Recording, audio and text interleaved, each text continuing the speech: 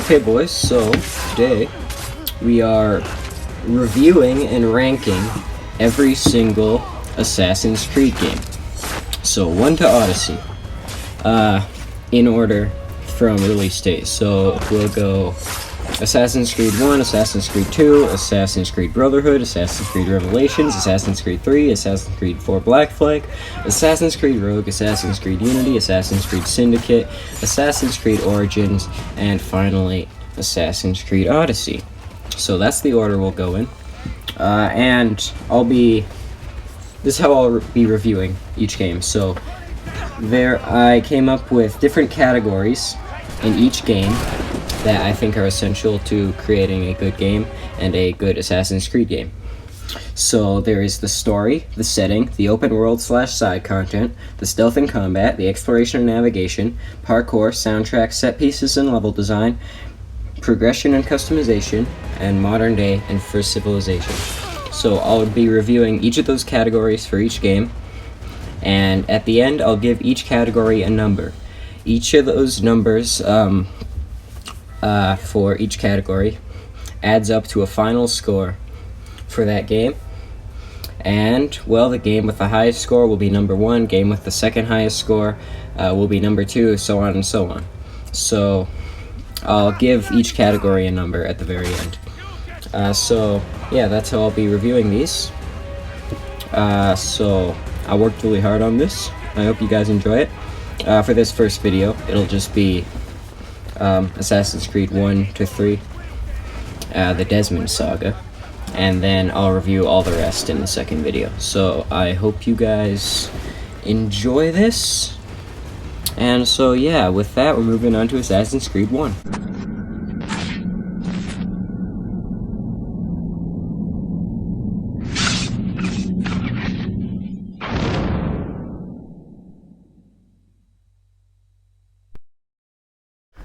In the beginning of the story, the main character, Altair ibn Lahad, is sent with another assassin, Malik, and Malik's brother to retrieve an artifact from Solomon's temple by orders of Al-Mualim, the mentor of the assassin. Altair is very ignorant in the beginning and very self-centered and proud, and all that pride results in Altair confronting Robert de Sable, the main antagonist, directly, which causes Malik to lose his arm and Malik's brother to die. Altair heads back to Masyaf, which is the assassin's headquarters, and it is immediately attacked by Robert de Sable.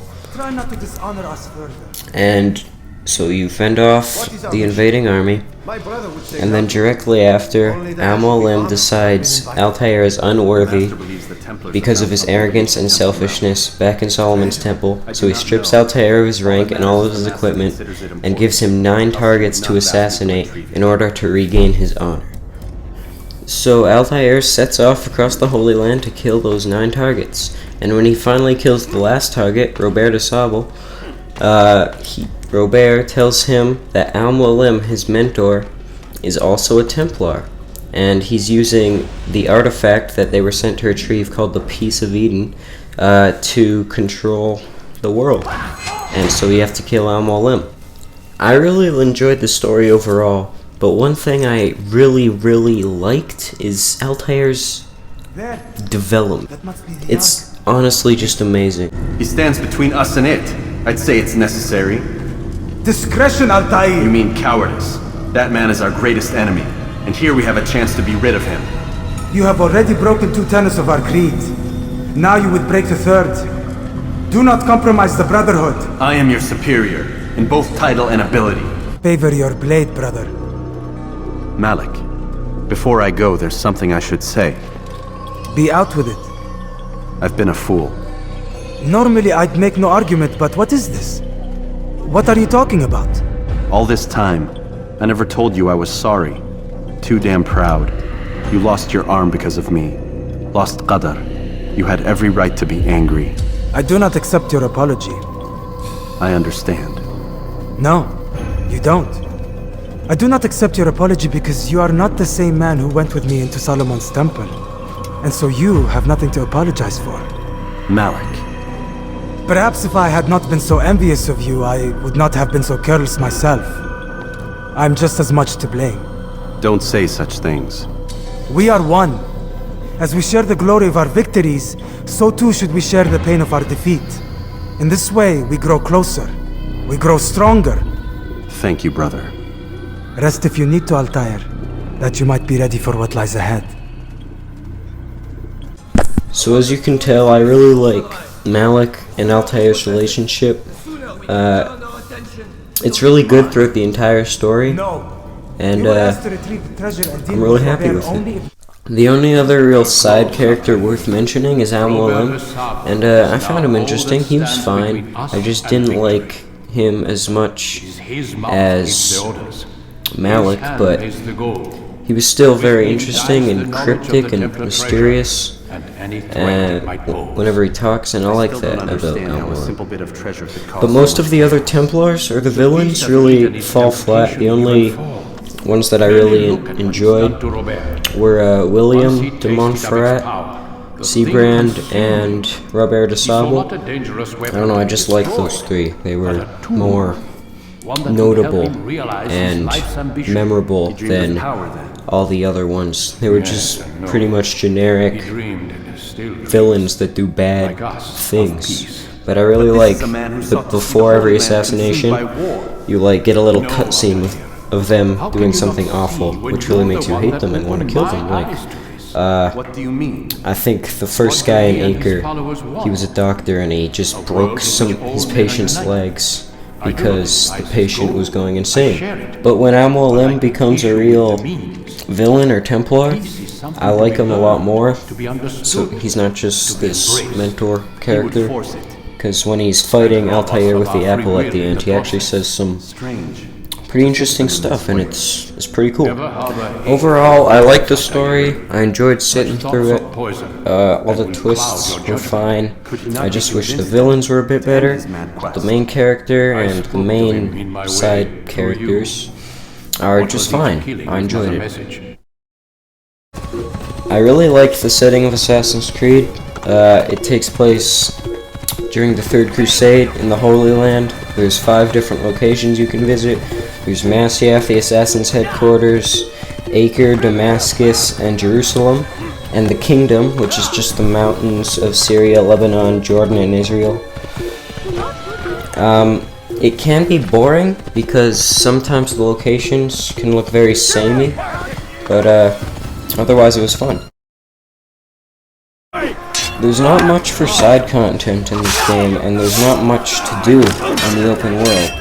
There are flags to collect, Templars to kill, you can save citizens, and do viewpoints. But they all feel kind of dull, and they get boring after a while. There are 420 flags to collect across the entire world. There are 20 in Masyaf, there's 100 in Damascus, 100 in Acre, 100 in Jerusalem, and 100 across the kingdom. But they're all useless to collect. You can't do anything with them. There's no reward for collecting all of them other than to just 100% the game. And same with killing Templars. There's 60 Templars scattered across the entire world. And if you kill all of them, you get nothing. There's no reward. So those are both useless. The other 2 side activities, saving citizens and viewpoints, aren't entirely useless. Saving citizens is just going around and killing groups of guards that are harassing citizens, which can be fun because the combat can be fun. But it gets repetitive after a while, just going up to groups of guards and just killing them over and over and over and over again. Then there's also viewpoints, which you can do, and those are actually essential to the game and the main story because they uncover investigations that you need to do for the main story, so those are essential side activities. And saving citizens and viewpoints can also give you health, because every 15 objectives that you do, and the objective being saving citizens or doing the viewpoint, you get a bar of health, which can be very helpful. Overall, I found all the side content boring. The stealth and combat in this game is pretty fun. The combat more so, I actually have a lot of problems with stealth, so let's get into that. The main problem I have with stealth is just how inconsistent it is. You can never properly do anything stealthily or tactically because the guards are so inconsistent with their behavior and all the mechanics are so iffy and they don't always work. The main mechanic for stealth is blend, where you put your head down and hold your hands together and you're supposed to look like a scholar. You're blending in. But sometimes it works and sometimes it doesn't. Like, you can kill a whole patrol of guards and blend right on top of them, and the other guards investigating will have no idea. But then you can do the same thing directly afterwards, and the whole city will be attacking you.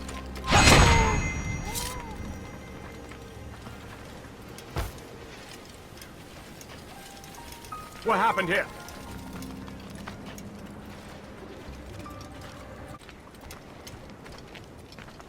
Damn! Where are you? I know you're here somewhere! Dear God! An assassin!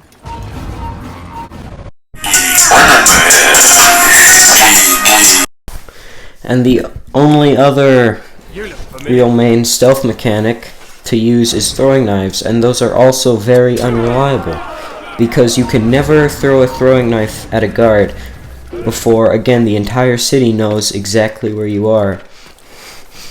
And every single citizen within a 3-mile radius is just freaking out because you threw a throwing knife at one guard, and the whole city guards after you. Everyone's freaking out. It's really annoying. And since there's never any time to get into a hiding spot after you've thrown a throwing knife at a guard, because they always know exactly where you are,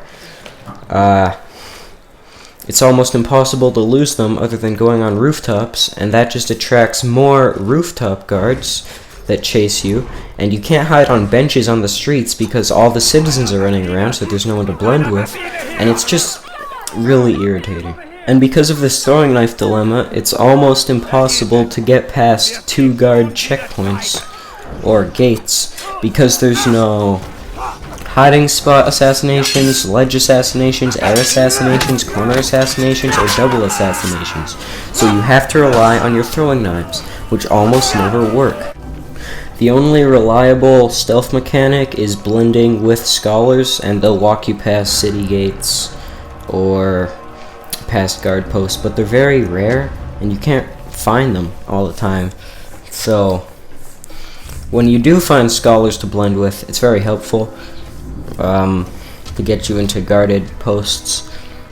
So that's the only real reliable stealth mechanic. But other than that, stealth is pretty much not an option in this game, and you'll always end up fighting in open conflict.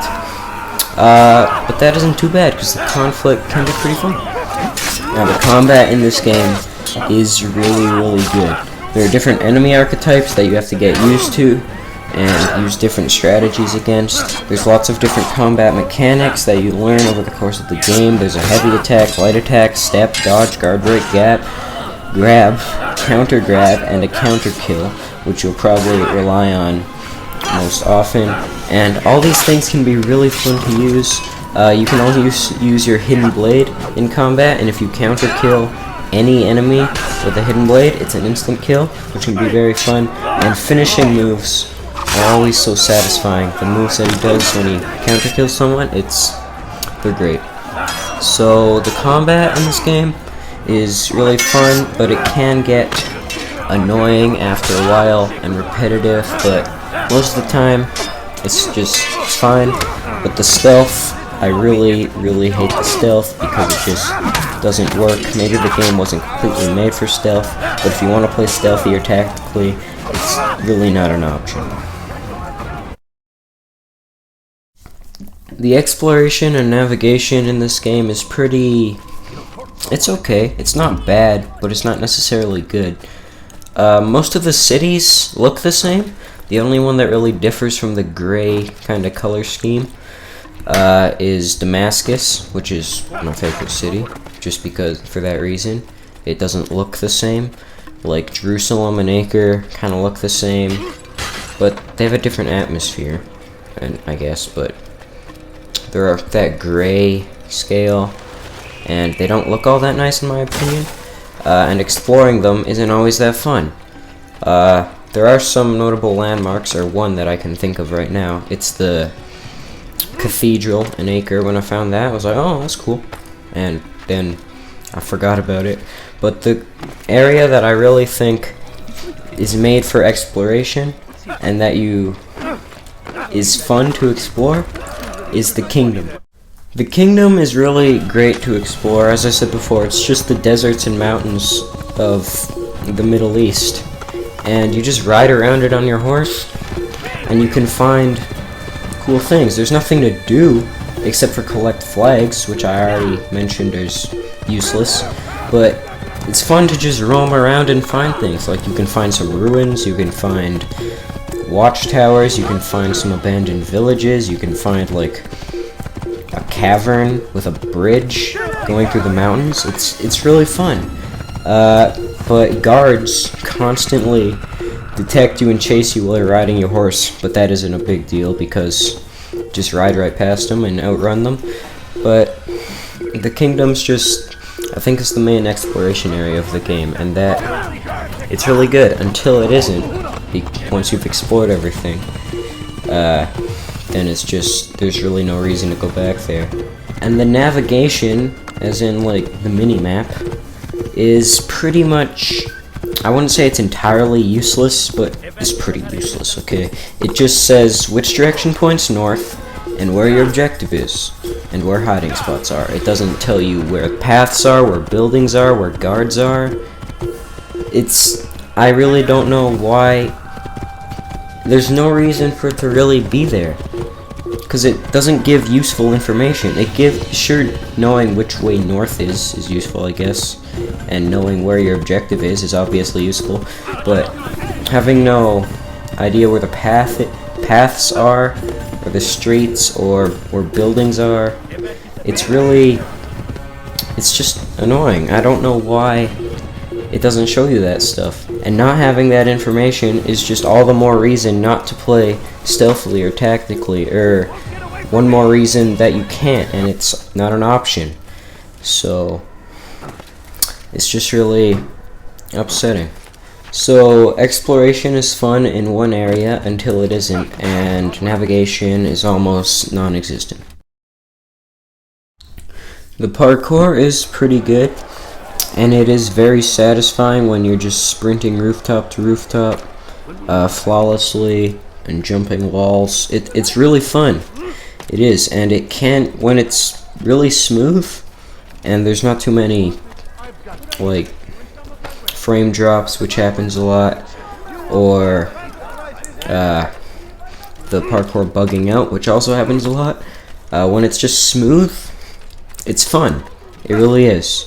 And I don't know how to describe how it feels, really.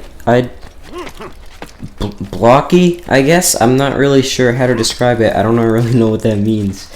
It feels blocky, but it does. That's just the word I would use to describe it. And a really big issue I have with this is climbing walls is so slow. He climbs walls so slow, and he moves his arms so little, and just moves up the wall so slow. It's really irritating, and I get that's more realistic, but it doesn't have to be that realistic. Like, you can climb a little faster, okay? So just climbing up big walls can be irritating, but it can be really fun when you're just jumping rooftops and using like side jump, wall eject, just flawlessly. So parkour, I enjoy it. It's fun.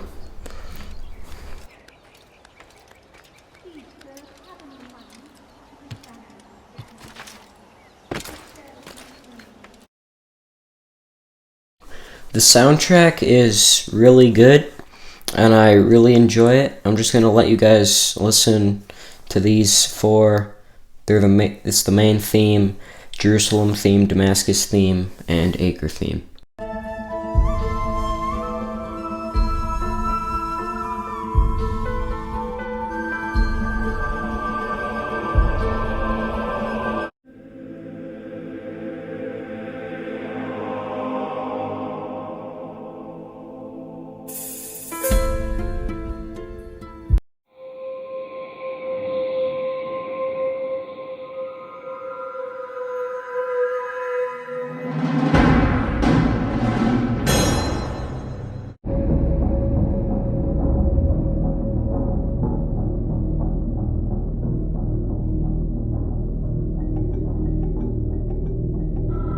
The entire soundtrack's pretty good, and I like pretty much all of it. The only problem is that it's forgettable. Like, I can never just hum any of the songs, so that's my only real problem with it.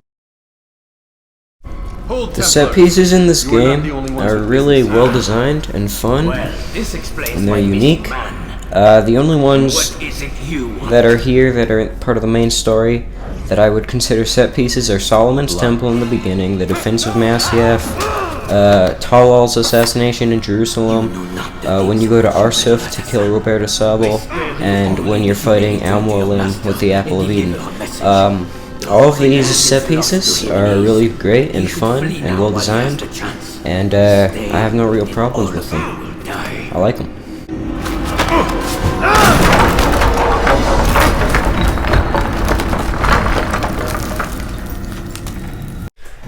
But the default level design for the main story missions is so boring and dull and mind-numbing and repetitive.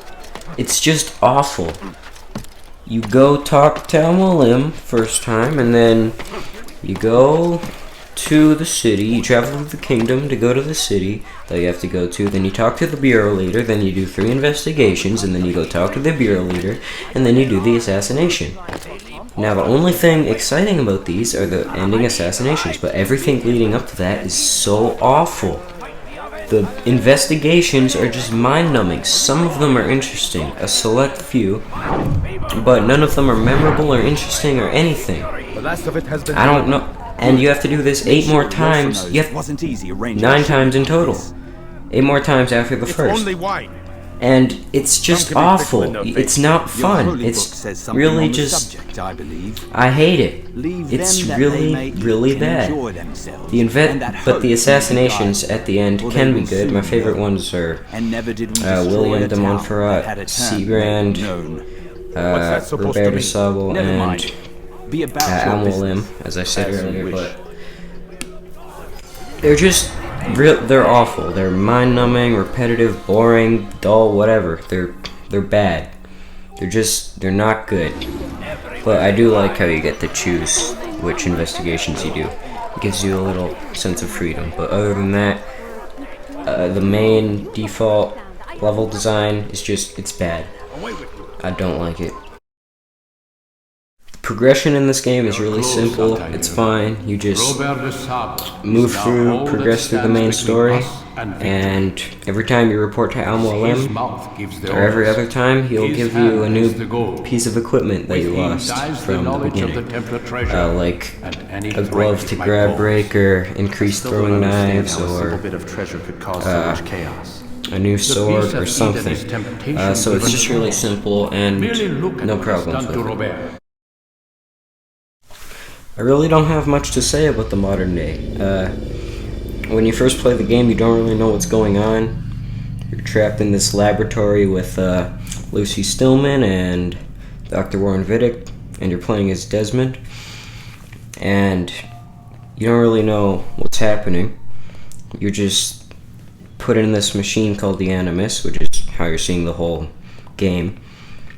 With Altair's life and everything, and they're telling you you're looking for something, but you don't really know what that something is until the end. You learn what you were looking for was the Apple of Eden, and so you learn the company holding you is Abstergo, which is just the modern day Templars, and it's very cryptic and mysterious, and I like that. And I also like the Apple of Eden. You don't really know what it is, and you hear something about a first civilization that made it, and obviously you learn about that in later games, but you have no idea, and you're really confused, and you just want answers when you first hear about that, and that makes it exciting and interesting. This game overall has a lot of great things and a lot of flaws that really bring it down. A great thing like the story, and flaws like the level design, great things like the combat, and flaws like, well, the stealth. So overall, it wasn't a bad game, it was just wasn't great, I guess, but it was still fun to play at times, and overall I enjoyed it. But all these flaws were fixed and improved upon and more in one of the perfect sequels. And with that, we're moving on to Assassin's Creed 2. It is a good life we lead, brother. At best, they'd never change. And may it never change us.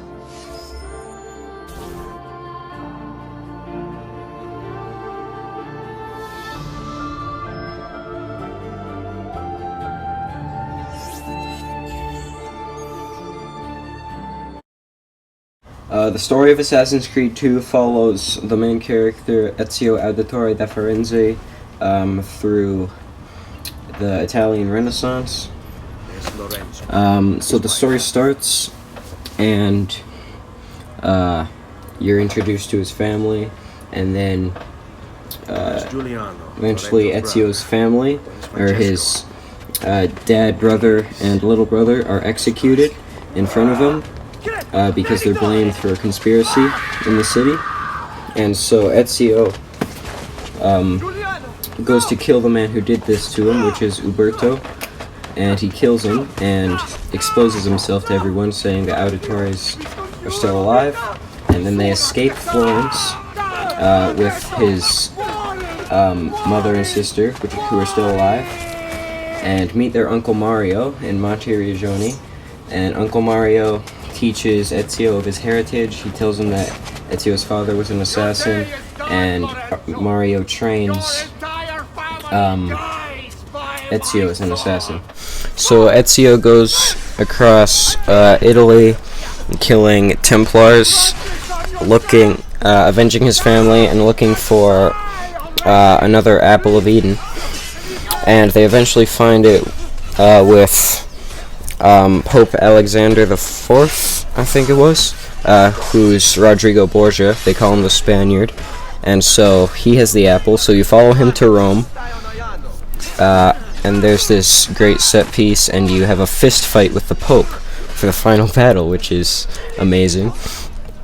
And then, so you have the apple, and then you open a First Civilization vault in Rome, and you find one of the members of the ancient civilization named Minerva, and she tells Ezio and Desmond about the end of the world that is inevitable if they don't find the Grand Temple, and that's how the story ends, on a massive cliffhanger.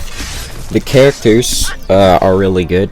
Of course, Ezio is one of the best characters of all time, but I'll talk about him a bit more later. But there's just so many characters in this game. Too many to care about. Like, there is a way where you can have a ton of characters and they can make you care about all of them and understand all of them, but I just didn't in this. Like, Ezio and Mario and Claudia and Leonardo are all really great, and Rodrigo and Vieri and Francesco, I remember all those guys. But all the rest, like the whole rebellion in Venice, I don't know any of their names. And the, like, brothel leader from Florence, that was also an assassin, I don't remember their names. Or her name. And all the assassins, like, there's that scene at the end with all the assassins fighting Rodrigo to get the apple, and it's a really good scene. But I didn't know most of their names, so I was I wish we spent more time with the characters so I could actually understand them. But there are really good ones, like Leonardo. Leonardo da Vinci, he's really, really good. Like, he's Ezio's best friend, and you really care about him. He's a good character. And Mario is great, and Claudia's pretty good, and Lorenzo, and Rodrigo, and Vieri and Francesco, they're all great. I like those guys. But all the rest, I didn't really care about them too much. But the characters that are fleshed out and that you do care about are really, really good. Okay, so I'll just quickly talk about Ezio and explain why he's one of the best characters of all time. and probably one of the best characters there ever will be. And again, that's just his personality. It's a lot better than Altair's in the last one. He's a lot more... Altair sometimes is very monotone, and I guess that's just how he talks, but Ezio's much more expressive and has a lot more personality, and that's a breath of fresh air from the last one. And also, again, development.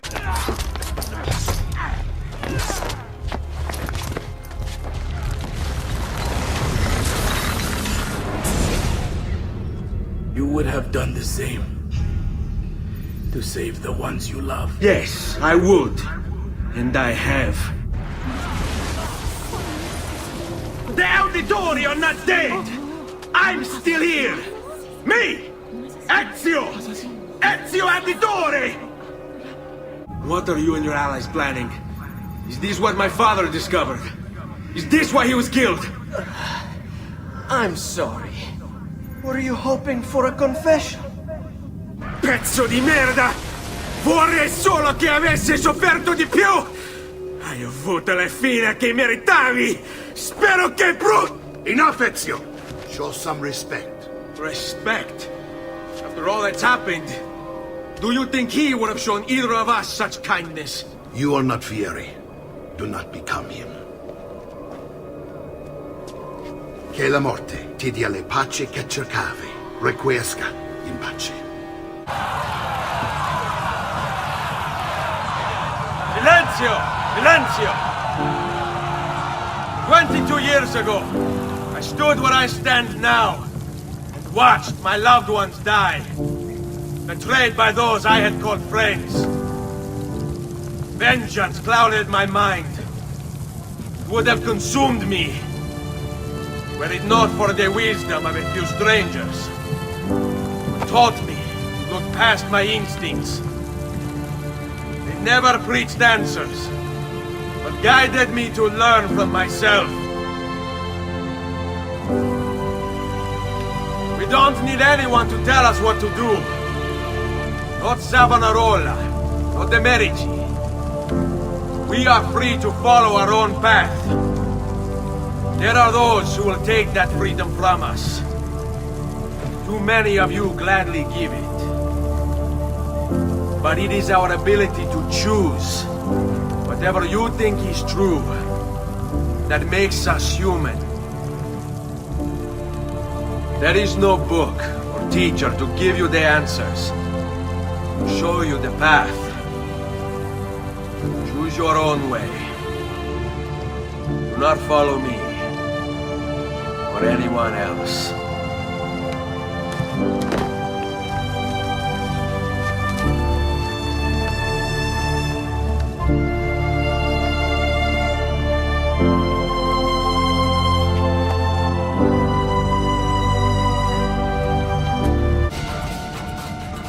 You can't! You can't! It's my destiny! Mine! I am the prophet! You never were. Get it over with, then.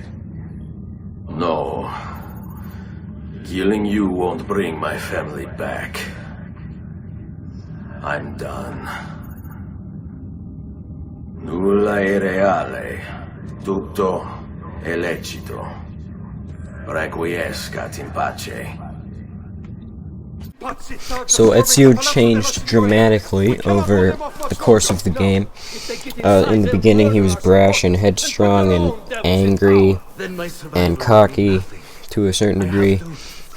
And throughout the game he learns to control that, and he learns respect, and he learns how to deal with his anger, and he's more wise, and all that by the end. You can tell by that speech that he does. He's very wise, but he still doesn't make all the right decisions by the end, which is why he still has 2 more games. Because in the beginning he like exposes himself. He's like, I'm Ezio Auditore, I'm still here, I'm not dead. And at the end he doesn't kill Rodrigo, which is a decision that immediately comes back to haunt him in the next game. But yeah, so he still has room to develop. He hasn't fully changed. He still has problems, but it's really good development. I enjoy it. And the villains are significantly improved from the last game. Not all of them. There's still a lot of villains. There's more than 10, like there was. There's just too many to count. Way too many. There's so many targets and assassinations. It's kind of ridiculous. But there are a lot of memorable villains like Vieri and Francesco and Rodrigo and the Doge, or the guy who's trying to kill the Doge, and that's all I can really remember. But those guys are really good villains. But all the other villains I didn't really care about. They're just bad guys. I don't mean stories need those, but it was just kind of annoying. There's like too many to remember. It's just like all the other characters I mentioned. There's just too many. There's too many things in this game. Too many characters. Can't handle them all. Can't remember them all. Can't care about them all. So the story overall was excellent. Like Ezio and Leonardo's relationship, Ezio-Mario relationship. Just Ezio's story was incredible.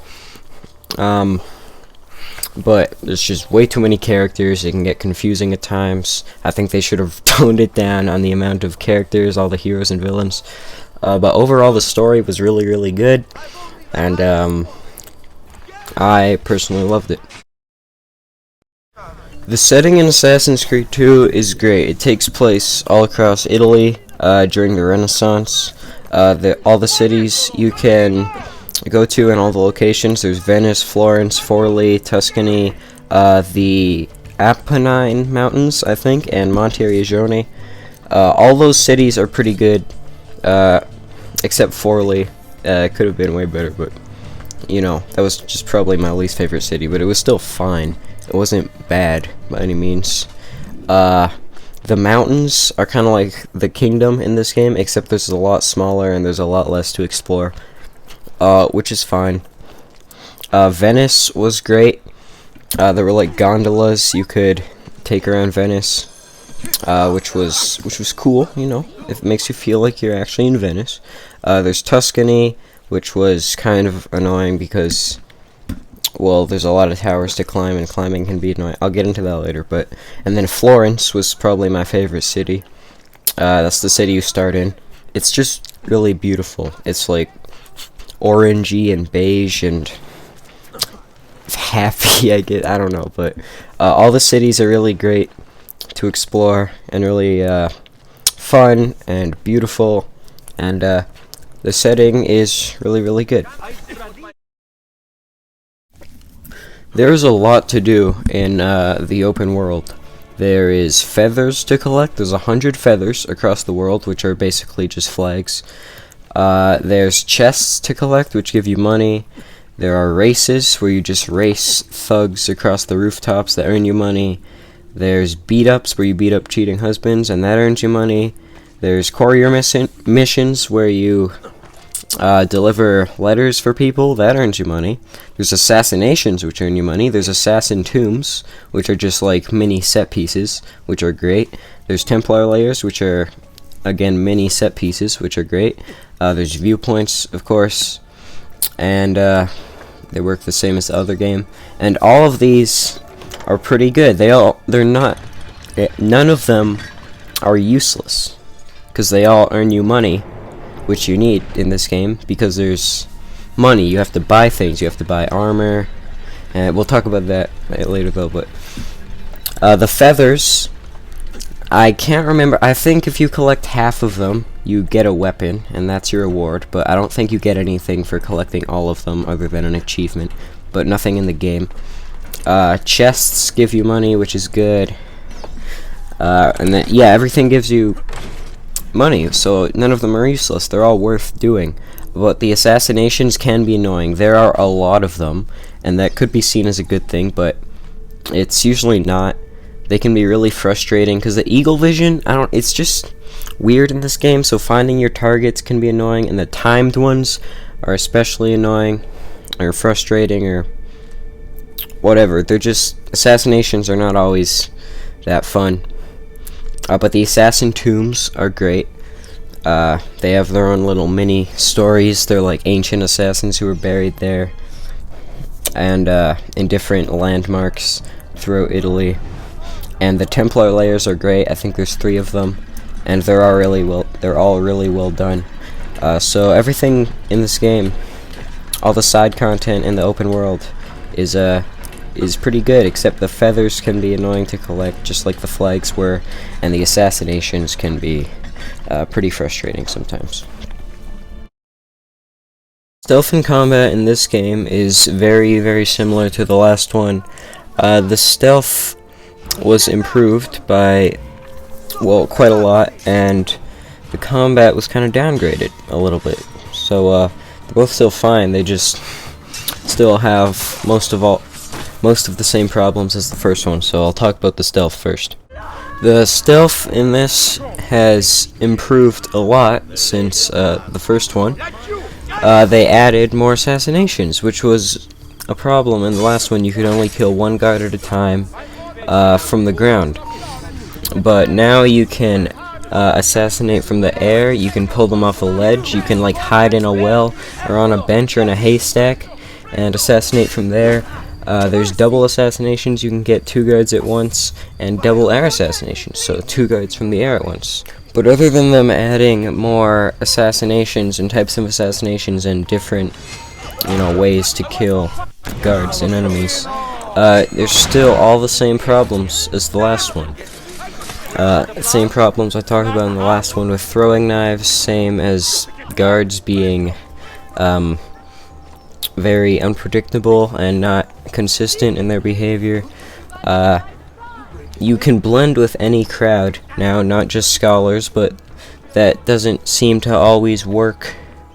And so all the problems with the last one, other than being able to kill only 1 guard at a time, are still problems in this game. But there is one item, or one tool that you get that completely cheeses the stealth and makes it way too easy. But again, it's inconsistent, but still, it's the smoke bomb. This thing, it's so easy to just go in undetected, which isn't a bad thing. But it just makes it, like, it's kind of ridiculous. Like, you just throw the smoke bomb down, you kill a group of 10 of the most difficult enemies, and it's just, it's ridiculous. I'm fine with it, but I just thought I'd mention it.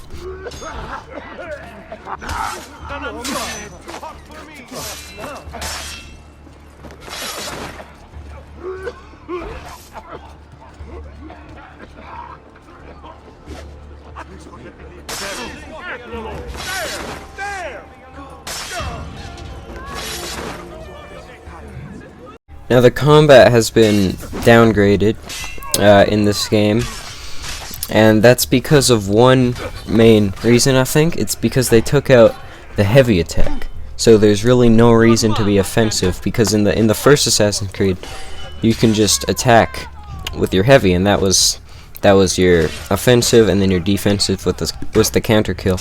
But there's really no need to be offensive in this one, because you just wait for counters. And you can use your hidden blade to get an instant kill, so you can just sit out with your hidden blade and just wait. And that can be very boring. And you can attack, of course, but it just feels so, I don't know, it doesn't have that same punch as in the last one with the heavy attacks when you're hitting your enemies. But they did add a taunt feature, and he like taunts the enemies to hit them, which I guess is good. That helps playing defensive, which is all you can really do. The combo kills are still there, but they're way easier to get. And it's really simple. They took out a bunch of the mechanics from the last one, like the guard break and heavy attack. So I think the combat was significantly downgraded, just because they took out the heavy attack.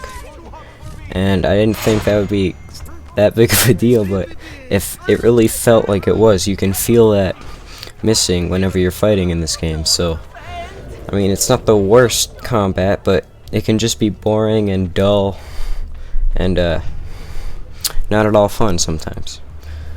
So the stealth was slightly improved by adding more assassinations and more choices for how to approach the situation, but there's still no good way to lure guards over to you to actually assassinate them. And the combat was downgraded because it can be boring. You're forced to play defensive because there's no heavy attack. Both the exploration and navigation have significantly improved, I'd say, from the last one.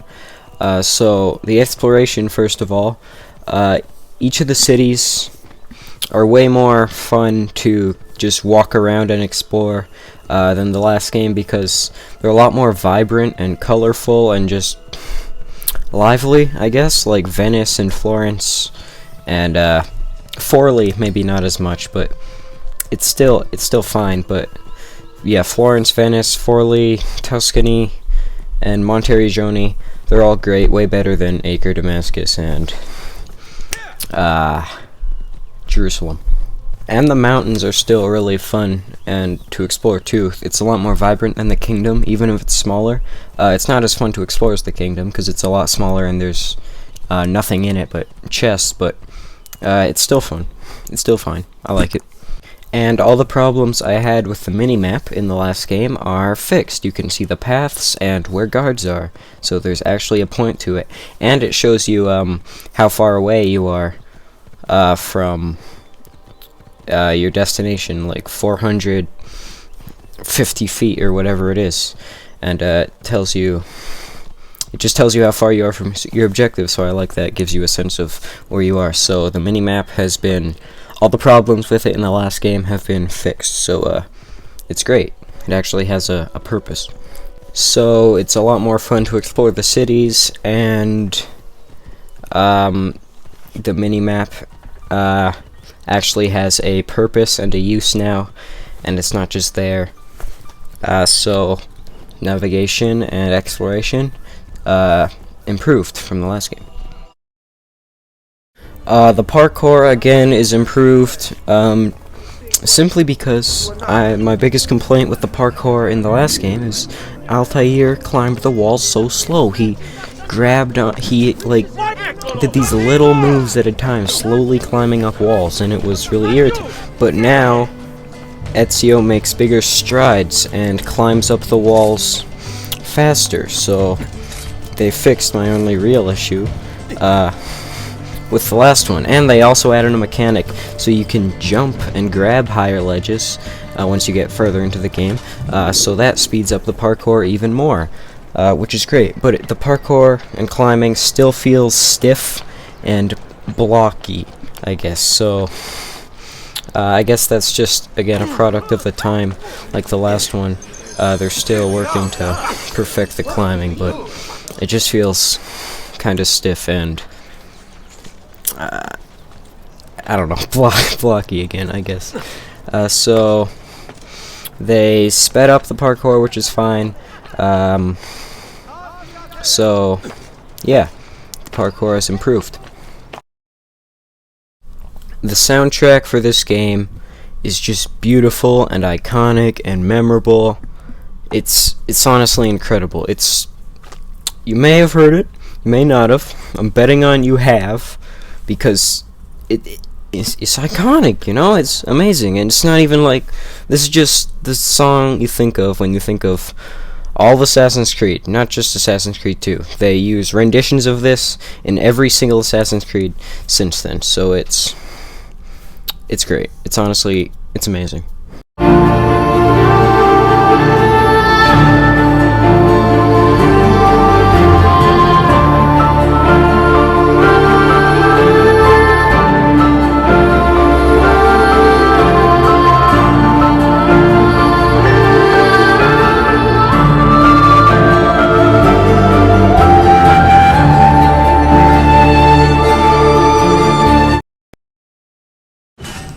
The set pieces and level design are great. There's not many set pieces that I can think of right now that are in the game. There's you escape to Venice with Leonardo, through the mountains, which is really good. Like the guards are chasing you on their carriages, and you're defending Leonardo's carriage, and they're like boarding the carriage. It's great. And then there's flying into the Doge's palace in Venice with Leonardo's flying machine, and that should be really cool and fun, but it's not. It's actually really difficult, and that mission is just awful. That whole set piece, I really don't like it. And then there's Rome at the end, where you go into the Vatican district of Rome and find Rodrigo, the Pope, and have a fist fight with him. And then at the end, you see Minerva from the First Civilization. It's great, because you have a fist fight with the Pope as the final boss. So all the set pieces are great, and the level design is not the same as the last game, which is a huge relief. It's just fine. It's just levels, you know, missions like you would expect, not a bunch of stupid investigations. It's not repetitive and boring. There's still tailing missions, which are awful. You just follow people around doing nothing.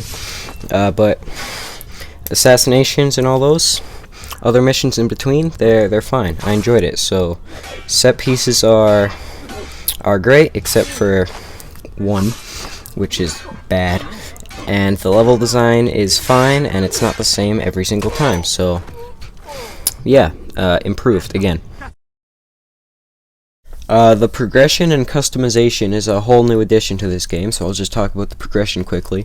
Instead of just doing the main missions and then you get armor progressively as you move through the story, you earn money throughout the game. You can loot bodies, you can just do all those other side activities I talked about earlier. They all earn you money, and you have to buy armor and equipment pouches and weapons, and you can have different kinds of weapons. There's like clubs and maces and swords and all this, and different armor as you progress through the game, and it's really great.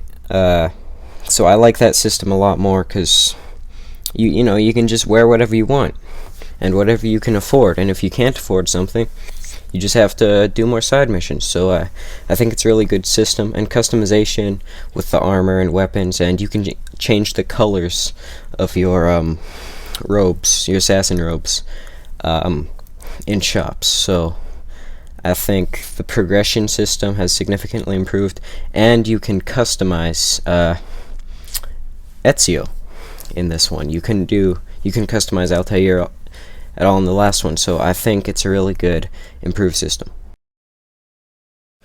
I'd say the modern day and First Civilization. The modern day I think is about the same, and the story is a lot better, I'd say, but the First Civilization is much improved. They give you a lot more information on them, and you actually see one of the members. So I'll just talk about the modern day. There is a more interesting and engaging story this time. Lucy gets Desmond out of Abstergo, which she was trapped in the last game, and they escape, and you go to a hideout, which is the hideout, or outpost of the modern day assassins, and you meet Sean and Rebecca, who are great characters, and then Desmond joins the assassins, which is cool. You get to see Desmond join the assassins, so he's an assassin now, and the whole reason you're playing Assassin's Creed 2 is Desmond is sitting in the Animus, and he's experiencing it firsthand. So he's learning all the skills that Ezio has. So that they're training him in the Animus, basically, and that's the whole reason you're playing the game. So I think the story is great for modern day, but you can't leave the Animus, which is fine, and you're interrupted a couple of times through the game, and I always found that annoying, but it only happens once or twice, so it's like, because whenever modern day interrupts me, I always just want to get back to the game that I want to play, but it's fine. It's not a big deal. So the modern day was improved, I'd say, because of the story. But the first civilization was much improved. At the end of the game, you get to see one of the members of the first civilization, Minerva. And she starts talking about all this mysterious stuff and the end of the world and the Grand Temple. And then she looks into the camera and says Desmond. And you're like, what the hell is going on? So, it's cool. I think it still leaves you with a lot of questions. The first civilization storyline and all that is really engaging and interesting, and I really enjoyed that, and the modern day has improved. This game was the perfect sequel, I would say. It follows up on the modern day story perfectly. Ezio's story was amazing and beautiful. All the mechanics were improved upon. There were so many mechanics that were added. Pretty much every single aspect of the game improved, except for the combat. So it was excellent. This game was really good. Even better than the first one. Way better than the first one. But now, we're gonna play an even better game. So with that, we're moving on to Assassin's Creed Brotherhood.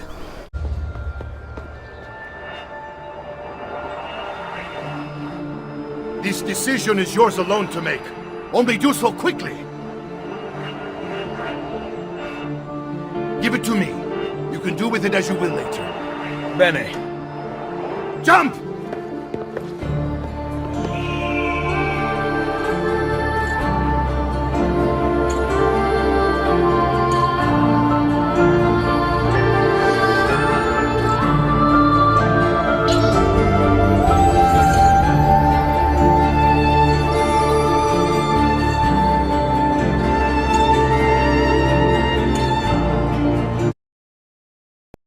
So the story starts off right where the last one ended, in the first Civ Vault, where you were talking to Minerva at the end of the last game.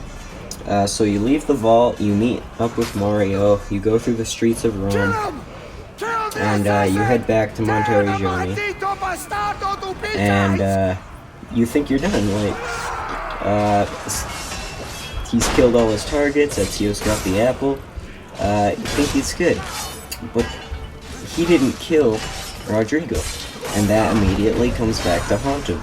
So the next day, Monteriggioni is attacked by Cesare Borgia, who is the son of Rodrigo Borgia and the leader of the Borgia army. So Monteriggioni is attacked in this amazing set piece, and Cesare kills Mario.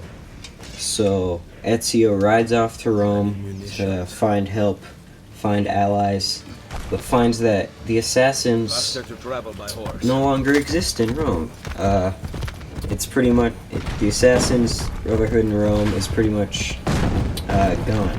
So he sets out to rebuild the Brotherhood and liberate Rome of Borgia rule. And that's pretty much the whole game, just liberating Rome and rebuilding the Brotherhood. That's pretty much the whole plot. And all the side characters have been fixed in this one. All the problems I had with characters in the last game, they're fixed. They're fleshed out. They get a lot more time to speak, so you actually get to understand them and learn their names. Like Bartolomeo and La Volpe and Machiavelli and even Claudia, Ezio's sister. All of them, they're all really good.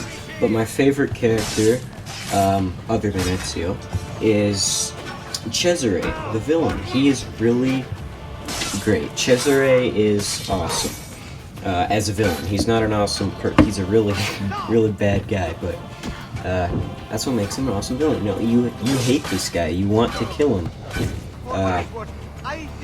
You see him like he kills Mario and destroys Monteriggioni, and then you see all the terrible things he's doing to Rome with his army. and he's incestuous, you see, so that makes you hate him even more, of course. You hate this guy, and you see him like grow mad because go mad because of his lust for the apple. That he kills his dad, and he's a really good villain.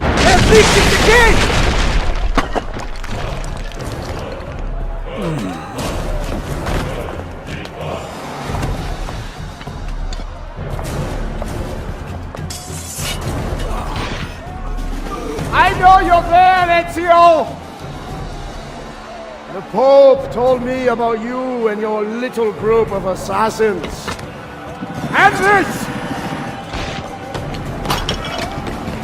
Give me the gun his friend fashioned for us! We've had too much bloodshed.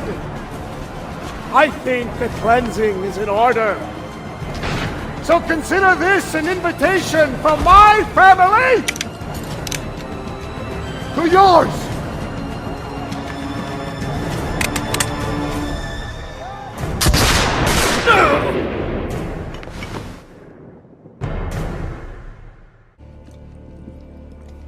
What has happened here? I do not know what you mean. My funds, my troops, gone!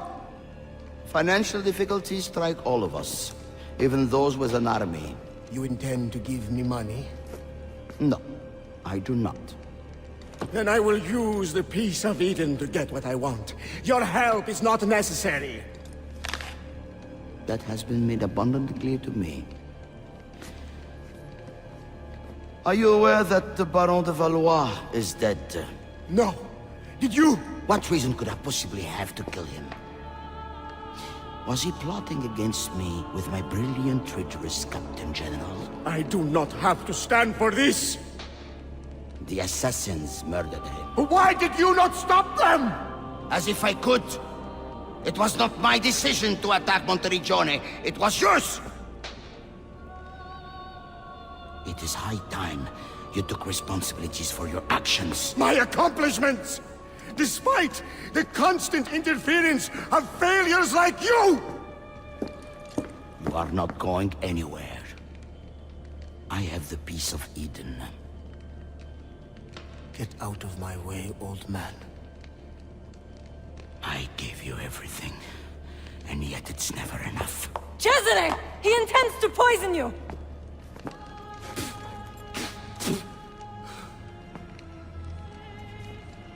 You would not listen to reason. Father, do you not see? I control all of this! If I want to live, I live. If I want to take, I take. If I want you to die, you die! Where is the Peace of Eden? Stop! I know where it is! And you did not tell me he had taken it? Cesare, it's me, your queen. You are my sister, nothing more. Where is it? You never loved me? Where is the apple? Tell me! Tell me! All of Italia shall be united, and you will rule beside me. Come to watch my triumph. Soon Micheletto and his army will arrive, but you shall be dead before then. Micheletto's troops mass behind me. We will take back my city once and for all. This is not your city anymore. By order of Pope Julius II, I arrest you, Cesare Borgia, for the crimes of murder, betrayal, and incest. No! No! No! No! This is not how it ends! Chains will not hold me! I will not die by the hand of man! Wanting something does not make it your right. What do you know? That a true leader empowers the people he rules. I will lead mankind into a new world. Che nessuno ricordi il tuo nome. Requiescat in pace. You cannot kill me. No man can murder me! Then I leave you in the hands of fate.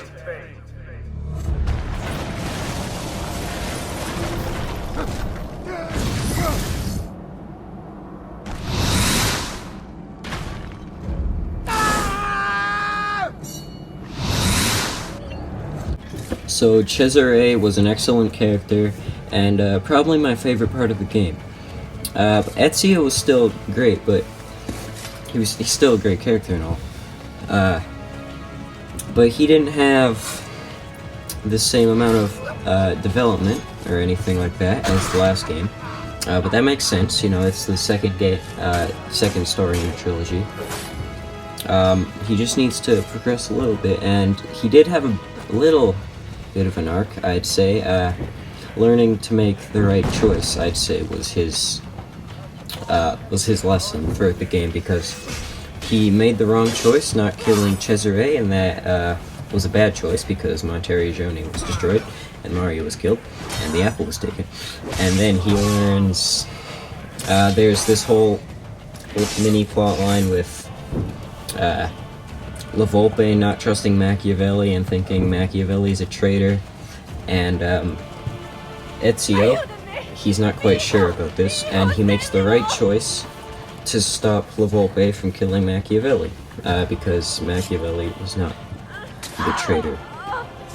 And then again, he makes the right choice to go finish off Cesare after he's arrested, because Cesare is arrested and taken to prison, but he breaks out, his army, or his allies break him out and wage war on Vienna, and that's the final set piece, the final part of the game, and you go and kill him, and you leave him in the hands of fate, and drop him off the wall.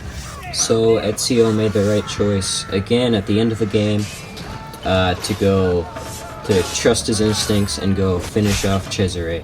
So the overall main plot is very simple, and which is fine. It's just liberating Rome and rebuilding the Brotherhood in Rome.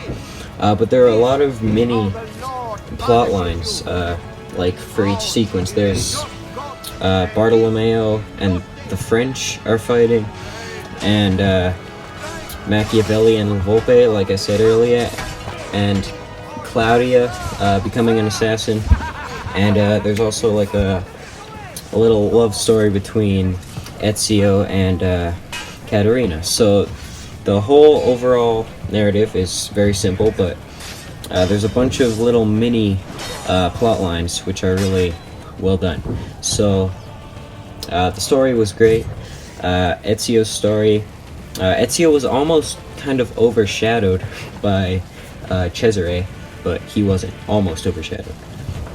So yeah, I think the story's great. It's not as good as Assassin's Creed 2's story, but I still think it's fine.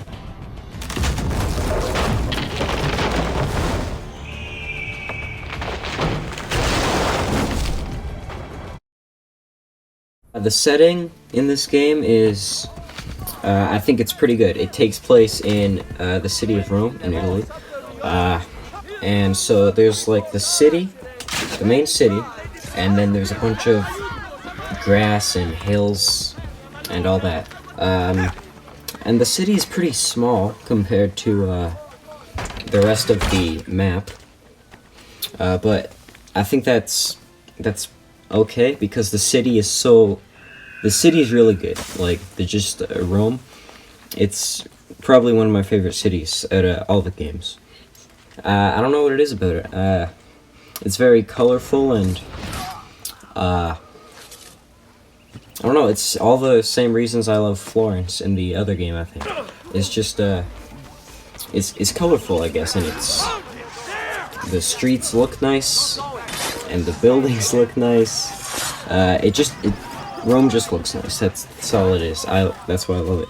But the rest of the map, the grass and mountains, I don't like very much. Because it's all just green and gray, but it's like an ugly green, you know?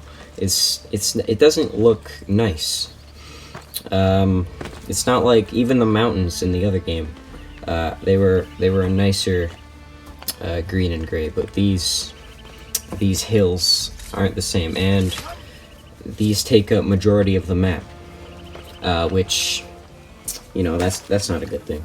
But this time the map is just one big open space, so you don't have to go loading screen, or you don't have to go through a loading screen to get to another city or another area. It's just one big open world, so that's really that's great.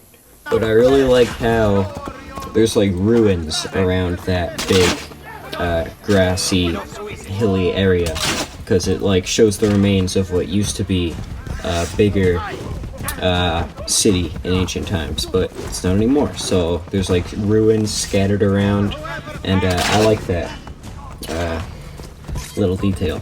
So overall, the main city of Rome is really, really great. I love it. But it's just the whole rest of the map, this huge area of just grass and hills. I don't like it. In the open world, there's a lot more stuff to do in this one than the last one, and it's all of such quality. Well, most of it anyway. Most of the side missions are all such better quality than the last one, which is great. And there's a lot to do. So there's like the Romulus layers, which is like the layers of a wolf cult that's in Rome. I don't fully understand, but yeah, there's Romulus layers, which are basically like the assassin tombs. There's Templar layers, which are just like the Templar layers in the last one. Da Vinci's war machines, which are probably my favorite out of all of these. There's 4 machines that Da Vinci made that you have to go destroy because the Borgia are using them. There's the tank, the flying machine, there's a boat, and like a warship, and a machine gun. So you have to go destroy those, and they're all pretty good. They're all fine. And then there's Borgia towers throughout the world that you have to go destroy, or take. You don't destroy them, you take them as your own, and then they're assassin towers. They're under assassin control. There's Templar agents, which are basically just assassinations. There's assassinations, which are basically just Templar agents.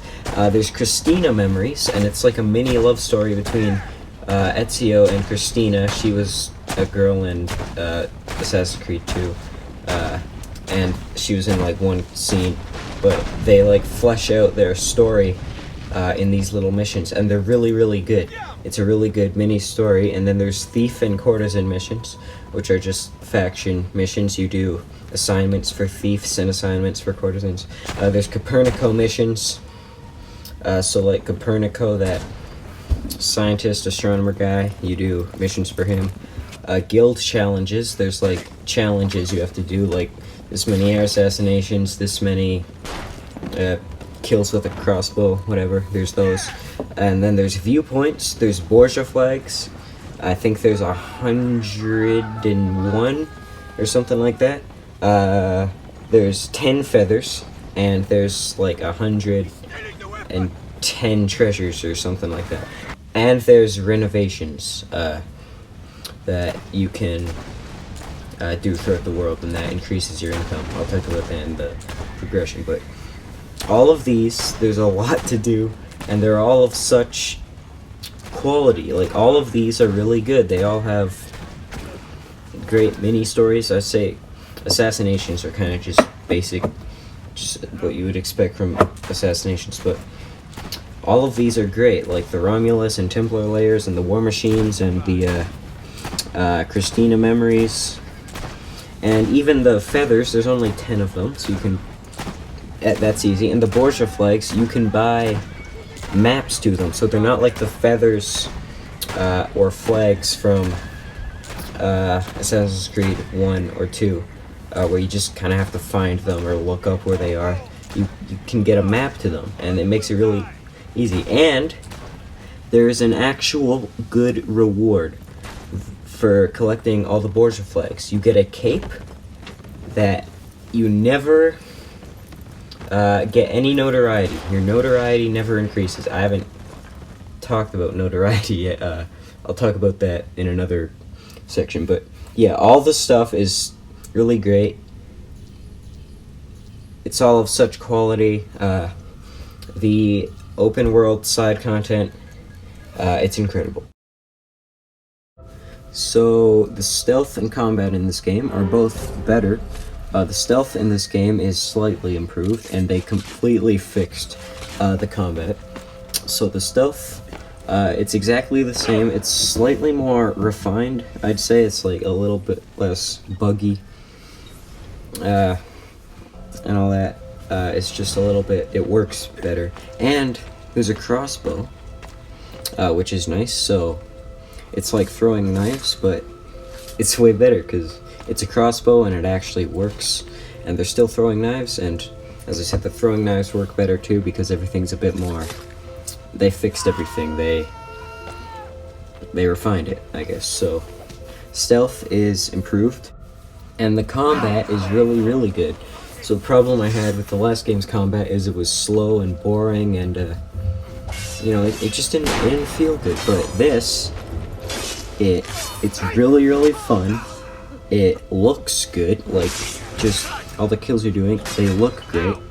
It's just better. So you can combo onto each enemy now. So you attack 3 times, kill someone, or deflect and kill someone, and then you just keep pressing X on everybody, and you keep doing a combo kill until it ends, and then you just do another one. The only problem I would have with it is it's just ridiculously easy.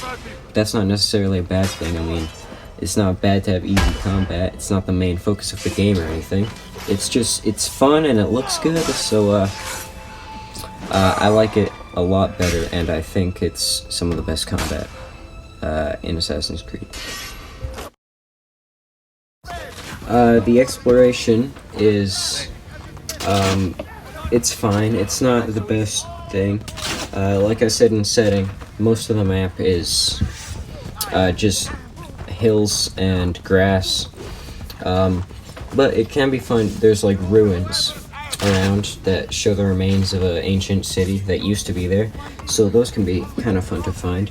But the city is fun to explore and run around in, so yeah, most of the map is boring, but the city is very good, so exploring it can be fun, and the navigation and the mini-map is exactly the same as the last game. Parkour in this game is exactly the same as in AC2. It's just slightly smoother and more refined, but other than that, it's exactly the same. The main theme in this game is the same piece of music from the last one, Ezio's Family.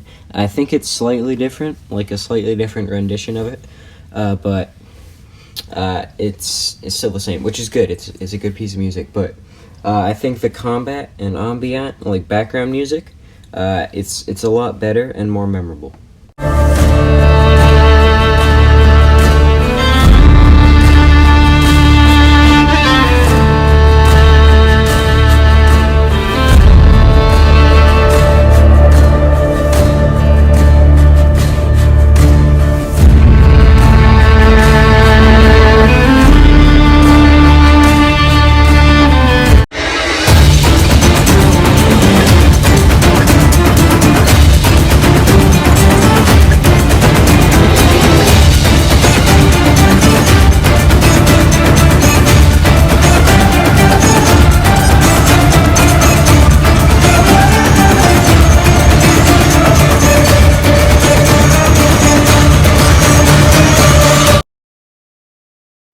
The set pieces and level design in this game are really well done, especially the set pieces, so I'll just talk about those. The set pieces in this game are really good. They're really well designed, they're big, and they take a long time, which is really good. like the Monteriggioni set piece in the beginning, when they Cesare attacks Monteriggioni. It's my favorite set piece. It's really, really good, and everything about it is really great. And then there's, I can't think of any in the middle right now. Or no, you have, near the end, you have like you have the Apple of Eden, and you get to use it and fight people with it, and that whole sequence is like basically a set piece, and that's really well done for the most part. And then there's the end where you go to Vienna and kill Cesare, and that set piece is incredible. So all of these are really well designed and fun, and yeah, everything about them is great. So there's a couple things in level design that I'll talk about that I don't really think belong in this section, but I didn't know where else to put them, so I just stuck them here. So one is the assassin recruits. Now this is mostly with combat, but I thought I'd just put it here. Assassin recruits, you can go around and recruit assassins. That it's basically like saving citizens from AC1, but they join your cause. I forgot to talk about this in side content too, but yeah, you can go around and recruit assassins, and you send them on missions and you train them, and until they become master assassins. You can like call on them in combat, and they come off the rooftops and out of haystacks, and it's really cool. And you can like call in arrow storms to kill groups of guards. It's really cool. I like the assassin recruits, so they're really good. And then there's notoriety, which is, I hate it. It was in the last game too. I just forgot to talk about it. So notoriety, it's just basically your wanted level. So guards will recognize you and attack you based on your amount of notoriety. You have to decrease it by ripping down posters, which is really annoying, or killing leaders that have information on you, and that's fine, or bribing like heralds that are shouting out the news to not talk about you. So yeah, notoriety, I don't like it at all. But the level design, it's just fine. It's nothing out of the ordinary like in the last game. But the tailing missions in this game are probably the worst ones out of all of them. I don't know what it is about them, just the tailing missions in this one I really hate them. So yeah, level design is fine. I really like the assassin recruits. The notoriety is garbage. But all the set pieces are really well done. The progression and customization is pretty much exactly the same as the last game. Instead of renovating Monteriggioni, you just renovate shops around Rome and gain income from banks around Rome instead of going to Monteriggioni to collect the income. And yeah, so customization is exactly the same, and the progression with your armor and money is pretty much exactly the same as AC2. So the modern day and first civilization in this game is really, really good. It's incredible. It's much improved from the last game. So you can go the whole game just staying in the Animus, playing as Ezio if you want, and the modern day won't interrupt you at all, and you can do that, that's fine. That's what I did the first time I played it, because I didn't realize how good the modern day would be. It's actually really, really good. The whole team, Sean, Rebecca, Lucy, and Desmond, it's a really good team. They have good chemistry. I like it. You can have conversations with them, and walk around your little hideout, which is in the little sanctuary under Monteriggioni. That's where you got Altair's armor from the last game, with all the statues of the ancient assassins. So you can walk around, have conversations with them. You can read emails on Desmond's computer, and you can run around Monte Regione and collect 5 artifacts, I think it was. And it's just fun to do. You can do that whenever you want. You can just run around and talk to people. It's nice. And also, the story is really, really good for the modern day. So you have to go through Ezio's memories and find where he put the Piece of Eden, and they find he put it in a Civ vault under the Colosseum. So the team goes to the Colosseum, and they go into the vault, and they get the apple, and then Desmond kills Lucy because the apple made him do it, and I still don't fully understand why. They probably had problems with the voice actor or something, but I don't know. Lucy dies because the apple made Desmond kill Lucy for whatever reason. I'm still not sure. But yeah, the story is it's great. So overall, this game was incredible. It was a huge improvement from both of the games prior to it. It improved on everything the other 2 games did wrong or didn't do quite as well, like the combat and stealth and all the side content and the open world and the beautiful city. It's all really, really good. The story is probably the weakest aspect of it, but that by no means makes it bad. It's a really good story with Cesare and all the other side characters. So this was a great second addition to Ezio's story, but now we're going to play the final chapter in Ezio's story. So with that, we're moving on to Revelations. Claudia, my dearest sister. I have been in Acre a week now, safe and in high spirits, but prepared for the worst. The men and women who have fed and sheltered me here also give me warning that the road to Masyaf is overrun by mercenaries and bandits, not native to this land. What this could mean, I dread to guess. When I first set out from Roma 10 months ago, I did so with a single purpose: to discover what our father did not. In a letter written the year before my birth, he makes mention of a library hidden beneath the stones of Masyaf Castle, a sanctum full of invaluable wisdom. So what will I find when I arrive there? Who will greet me? A host of eager Templars, as I fear most strongly. Or nothing but the whistling of a cold and lonely wind. Masyaf has not been home to the assassins for almost 300 years now. Can we still claim it for our own? Are we welcome there?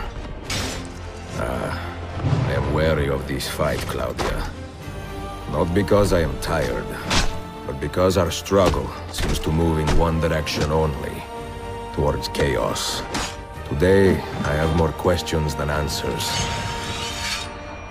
This is why I've come so far, to find clarity, to find the wisdom left behind by the great Altair, so that I may better understand the purpose of our fight, and my place in it.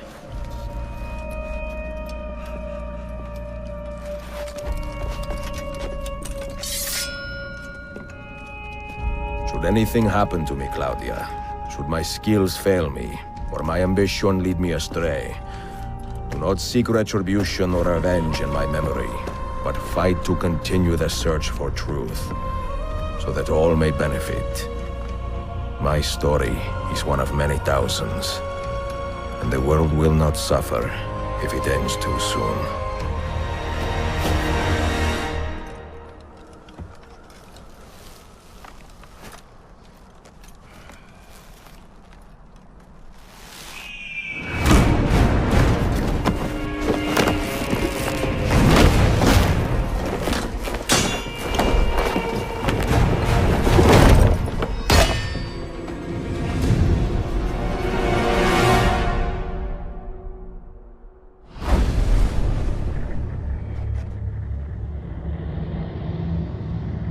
So the story starts right after that cinematic that you just saw, and the entire story is just, Ezio goes and he's looking for Masyaf keys to open Altair's vault in Masyaf. So And the whole story, Ezio he doesn't need to do this. He doesn't need to get revenge like other games. He just feels like it. So I like that. He just wants to go and do it. So he goes around, he gets a book for all the keys, and he goes looking for the keys throughout Constantinople and Turkey. And that story is really good. I like that whole plot. And another plot that I like with Sophia, that's like true love that he's found with Sophia, the girl he meets in the game, because she's another Italian. They connect, so I like that whole plot. I didn't really care about the plot with Shakulu and Ahmet and Manuel and the Arsenal and that whole plot with the Templars. I didn't care. I just wanted to see the keys and go on those missions for the keys and unlock the vault.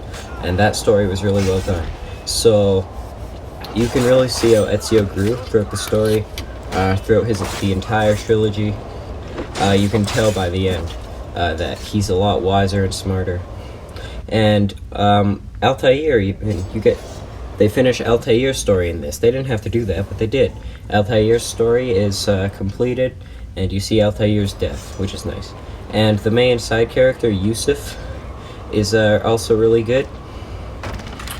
He's not the best, but I still really like Yusuf. Hoş geldin kardeşim. Unless the legend is a lie, you are the man I long to meet. Renowned master and mentor. Ezio Auditore de la. Prego. Forgive me. I have a hard time remembering that Italian gibberish. Auditore! Word around the city is you're leaving us. Is nothing I do a secret. Not to worry, brother. The captain of your ship is a friend, but neither of you are going anywhere just yet. The Janissaries have raised the chain across the mouth of the Halic and ordered a full blockade until you are caught. They raised the chain for me. We will celebrate later.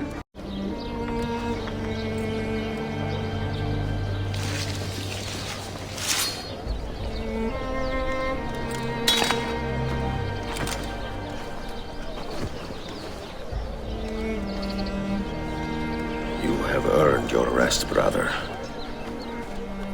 Requiescat in pace.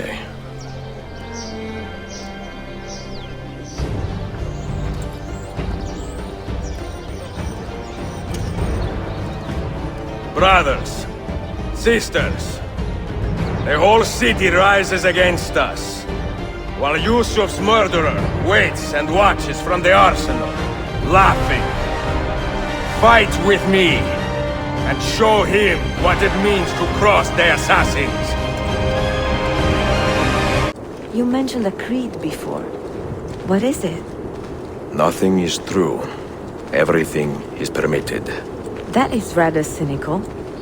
It would be if it were doctrine, but it is merely an observation of the nature of reality. To say that nothing is true is to realize that the foundations of society are fragile, and that we must be the shepherds of our own civilization. To say that everything is permitted is to understand that we are the architects of our actions, and that we must live with their consequences, whether glorious or tragic. Do you regret your decision to live as an assassin for so long? I do not remember making that decision. Come, we must This life, it chose me. You had better come out of there alive. I plan to.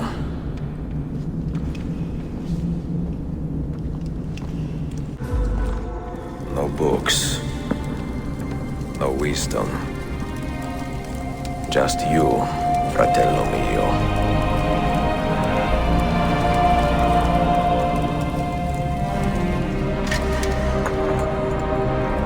Requiescat in pace, Altair.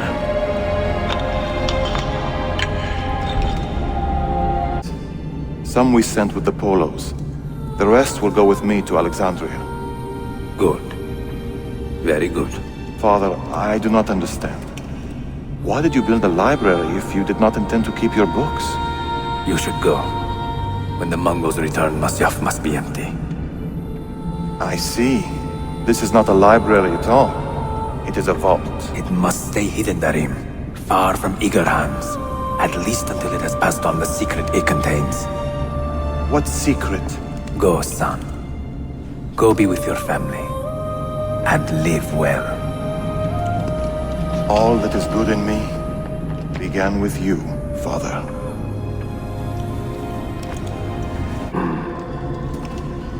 If you are asked, say I sent the apple away. Tell them I sent it to Cyprus, or Zipango, or that I dropped it into the sea. Tell them anything to keep men away from this place. This apple must not be found. Not until the time is right.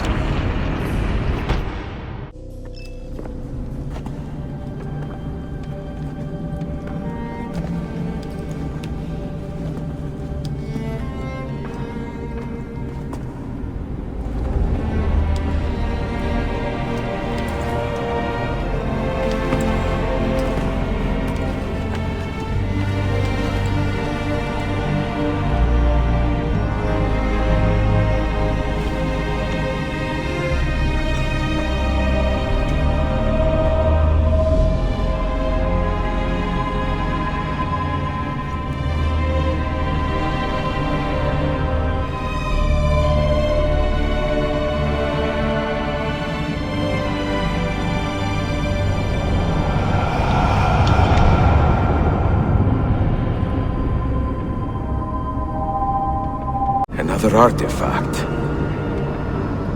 No. You will stay here. I have seen enough for one life.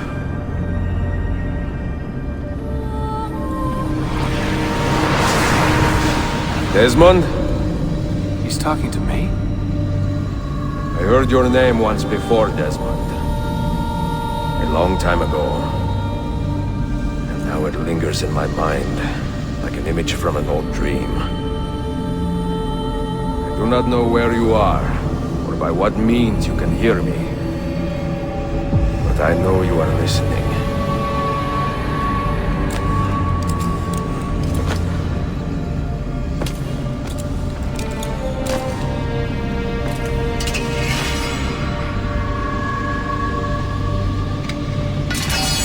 I have lived my life as best I could, not knowing its purpose, but drawn forward like a moth to a distant moon. And here at last, I discover a strange truth. But I am only a conduit for a message that eludes my understanding. Who are we, who have been so blessed, to share our stories like this? To speak across centuries. Maybe you will answer all the questions I have asked. Maybe you will be the one to make all this suffering worth something in the end. Now, listen.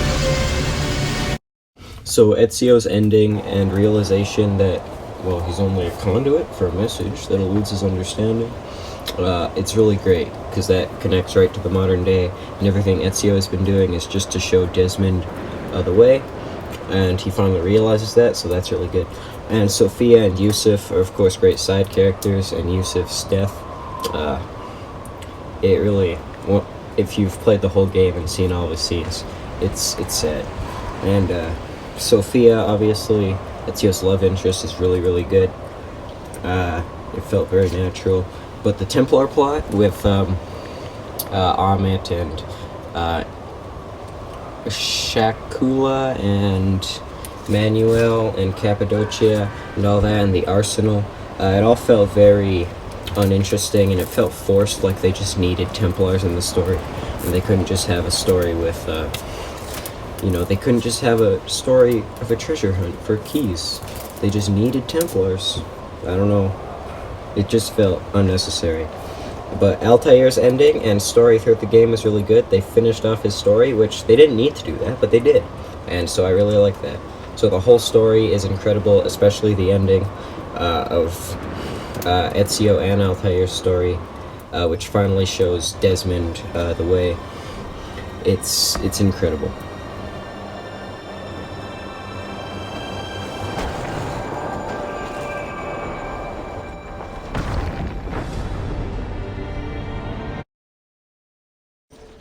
Revelations is set in Constantinople, or Istanbul, in the early 1500s, which, you know, it isn't a very interesting time period, at least in my opinion. It's not a big, like, event in history that's happening. It's just kind of Constantinople in the 1500s. Pretty much that's what it is, but it's still fine. It's still a good setting. I still like it and enjoy it. The whole map is one big city, so there's not stupid grass or anything that takes up majority of the map. It's just one big city, and that means it's a bit smaller, but that's okay because it's more fun to just go around. You can go pretty much the whole map only on rooftops. You can pretty much cross the whole map just sticking to the rooftops, which is cool. That's awesome. The city doesn't always look very nice though, because all the rooftops are the same color, which makes sense, and most of the buildings are the same shape and look the same. But it doesn't really look bad. It can just get boring after a while, but I still, most of the time, I just enjoy running around, because it's still fun. It doesn't always look boring when, you know, the lighting's different and all that. So I like how the entire map is one big city, and there's not useless areas like Brotherhood. And I think the time period is fine, even though, you know, it's not a big historical event. It's fine. And yeah, I enjoy the setting of this game. There's not as much to do in this game as in Brotherhood, which I still think is okay. There are viewpoints to do, there's treasures to collect, there's animus fragments to collect, which are like the feathers or Borgia flags. There's Ishak Paksha memoir pages, which are like the codex pages from AC2, but they're from a Turkish assassin instead of Altair. There are 2 tombs you can do. There's like Vlad the Impaler's tomb, and then Ishak Paksha's tomb. And they're both really good. Those are like the Romulus layers or assassin tombs. But it kind of sucks there's only 2 of them, but that's okay. There's recruiting assassins, so you go around and recruit assassins, like in the last game, and when your assassins become master assassins, you have little mini storylines with Templars to assassinate with your master assassins that were once your recruits. There's only 2 faction missions, so I don't even know why they were in the game. There's like a courtesan one and a thief one, and there's just one of each, so I don't know why they're even there. They're still fine though. There's book quests that you do for Sophia. You like find books in different landmarks that are hidden, so those are fun. You just use eagle vision and find little hatches that books are hidden in. And then there's Piri Riaz missions, where it's just a tutorial for how to use the bombs that you can craft in this game. So there's not as much to do in this game, but that makes sense. The map is smaller, and it's pretty much, it's just a smaller game than Brotherhood, but all of it is the same quality, if not a higher quality than Brotherhood's side content, so I think it's all just fine, and I like the side content. The stealth and combat in Revelations is exactly the same as the stealth and combat in Brotherhood. It's exactly the same. There's no difference. There's still combos, and the stealth works exactly the same. There's still crossbows, so yeah, there's no difference. The exploration and navigation in this game is pretty good. I like it a lot more than Brotherhood, simply because the whole map is the city, so it's more fun to run around the entire map. and find landmarks and all that. All the landmarks I found really interesting. The mosques and temples and all that. I found those great, so it's fun to just run around and find things, just like in the other games. And the navigation is the same, but it's a bit more in depth. The mini-map is a bit more detailed. I mean, it doesn't really matter, it still serves the same purpose.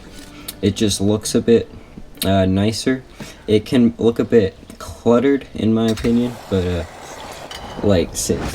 like shows the depth and height of all the buildings as best it can. But yeah, the navigation is pretty much the same, and I think the exploration is really good.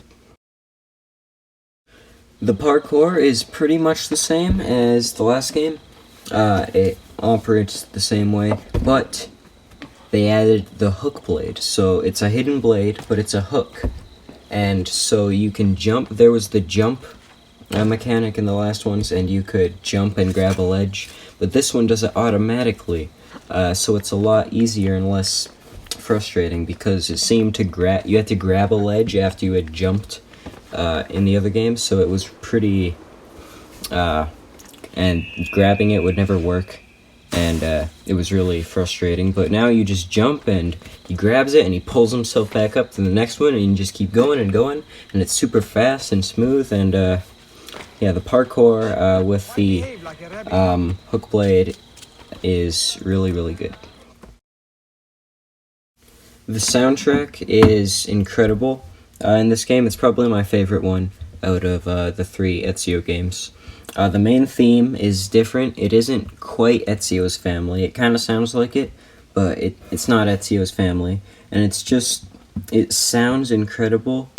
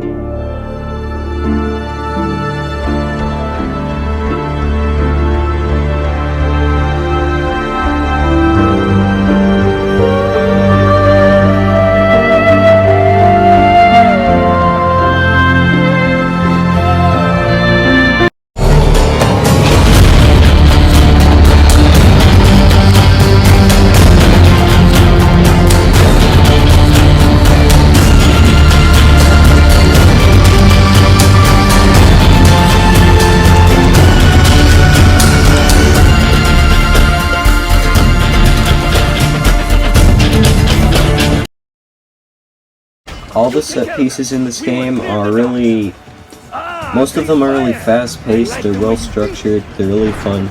They're probably some of my favorites in the series. The set pieces are a lot of fun. There's climbing Masyaf at the beginning, when you're looking for the library. There's burning the harbor when you're escaping Cappadocia. There's the escape from Cappadocia, and then killing Ame at the end, the carriage chase. All those set pieces are really great and really well designed, and really fun, and I think they're really great. The level design is pretty much just like the other games, you know, it's just assassinating and tailing and getting information. But there's optional objectives, and these were in the last game too. I just forgot to talk about them. They would introduce optional objectives in Brotherhood. I'm just talking about them here. So optional objectives are annoying in this one. So there can be an optional objective like don't kill anyone with your blades or something like that, and just don't kill anyone with your blades, and then you get 100% synchronization, and you need to do all the optional objectives for everything to 100% the game, plus all the other stuff. So you know that it's kind of annoying to do all those, and some of them are just not fun at all. Some of them just completely ruin the mission trying to do them, and some of them, like the chance to do the optional objective, is really late into the mission. Like say there's a boring tailing mission, So you have to do this in the middle of the tailing mission, or whatever the objective is. And so you tail them, and your chance to do the objective is around the end or the middle, and you fail at it. You can't go back to a checkpoint because there's no checkpoints in this. You have to restart the entire mission to try and do it again. And so it's really irritating. In this and Brotherhood, there's no checkpoint, so you have to restart the entire mission if you fail an optional objective. So they can be pretty irritating in this, but they're still fine. It adds a bit of something else to do. It's a mini mission inside the mission. So optional objectives are pretty annoying in the main story missions, and yeah, other than that, the level design is nothing special, but the set pieces are really well done. All the progression and customization is exactly the same as in 2 and Brotherhood, so there's nothing to talk about. The modern day and First Civilization in this game it's fine. I don't think it's as good as Brotherhood, but I'll just explain the modern day story. So I was confused the first time I played through this. It was a bit confusing. And I don't know, and that's a bad thing, but I figured it out eventually. I think I've figured it out. So Lucy died because the apple took control of Desmond at the end of Brotherhood, and then the apple put Desmond in a coma, and so now Sean and Rebecca and William are keeping Desmond alive in the Animus, I'm pretty sure. So I'm pretty sure that's it. He's in a coma and he's stuck. His mind is like stuck in the Animus on this island that the Animus generated. So that's the story. So he has to live through Ezio's memories and find a sync nexus, which I still don't know what the hell that is. But it works. He finds the thing, and then the First Civilization contact him, and they explain the First Civilization in an incredible cutscene, and it's really good. Jupiter, his name is. He's one of the First Civilization, and he explains it all to Desmond, what happened to them, and what they are. So that's really cool. And you meet Subject 16, which was the Animus subject before Desmond. Desmond was Subject 17, and now you meet the guy before him, and apparently he also died and his mind is stuck in the Animus. So the modern day story is kind of confusing at first until you think you figured it out like I have, and then it's fine. But I really like how the First Civilization is finally explained and we understand it. So Revelations was still a really good game and a great conclusion to Ezio's story. And yeah, it was pretty much almost a copy and paste of Brotherhood, like with gameplay, but that's fine. It's still good gameplay, so it doesn't really matter. So yeah, Revelations was a really good game. But now we're gonna play the bad one, and with that we're moving on to Assassin's Creed 3.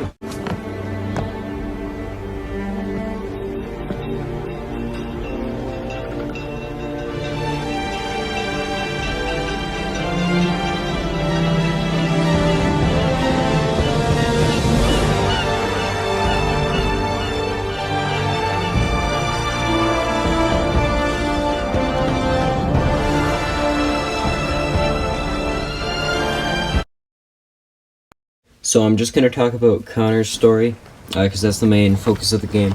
I won't talk about Haytham's story in the beginning. So Connor starts off, and we're introduced to his village and his tribe, because he's a Mohawk.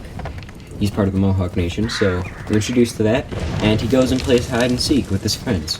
And then he's assaulted in the forest by Charles Lee and all of his Templar buddies.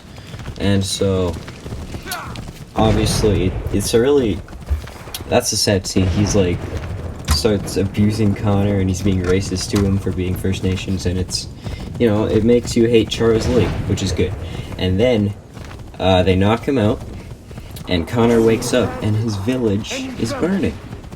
So Connor's village is burning, he goes, and his mother dies in the fire. So he's like, oh, Charles Lee and all his boys must have done this to my village because, well, they were just knocking me out and bullying me, so they must have burned it. So a few years pass by, and Connor is contacted by the First Civilization, and they say, go find Achilles and join the Assassins, or look for this logo. It's the Assassin logo. So he goes and he finds Achilles in the homestead, and Achilles hesitates to train him, but eventually he does, and Connor is trained as an assassin. And so he goes and kills his targets, and eventually kills Lee. So that's pretty much the main plot. And yeah, he just kind of becomes an assassin, and he basically wins the Revolutionary War for everybody. So yeah, that's the plot. But there was a twist somewhere in the middle, okay? So Charles Lee and all his buds didn't burn his village and kill his mom. George Washington did. And you learn that around the end of the game. And Connor's like, oh no, George Washington burned my village, and I'm friends with this guy. What do I do? Do I turn on George Washington and stop chasing Lee and all of his guys? No, he still hates Lee for some reason. I guess because he bullied him in the forest, which obviously he would hate him for that, but he didn't do anything other than that. Other than he only wants to kill Lee and all of his Templar friends because they're Templars, and he's like, oh, assassin, Templar, I am assassin, must kill Templar. And that's pretty much, that's just how he thinks, I guess. He's so simple-minded. So Washington betrays him, burns his village, kills his mom, and Connor just doesn't care because Washington isn't an assassin, Templar. Why should I care if he killed my, all of my friends? He doesn't hate Lee or anything. He's just, Washington. He doesn't hate Washington. He's just fine with it. It's like, oh, you burned my village and it wasn't this guy that I've been chasing my whole life? Okay, I don't care. You're helping the revolution. I don't care if you burned my village and killed my mom. But this Charles Lee guy, ooh, he's bad. He said mean words to me. So, yeah, it's kind of... Connor's pretty stupid and boring, and he's so monotone all the time. I never care about what he's saying. And every time he kills someone in this game, like a Templar, you're always like, you idiot, why did you kill me? I wasn't doing anything wrong. And he's like, no, you were a Templar, you were bad, you must kill. And he just keeps getting proved wrong over and over and over again. So you'd think he'd learn. Like, oh man, maybe I'm not doing the right thing. But no, he never learns. He's still just killing Templars because they're Templars, even though they're doing good things. Like, every single confession from the Templars is just like, Connor, you're stupid, why did you kill me? I wasn't doing anything. And then there's this amazing scene with Hatham, which is Connor's dad, on the rooftop of a church. And he's just completely proves Connor wrong. Says the assassins are wrong, the Templars are right in this case. And he's totally right. There's no really arguing that.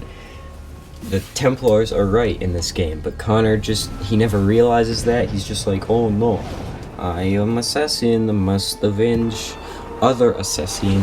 And Connor's just really stupid and naive, and he never learns. And I really don't like him.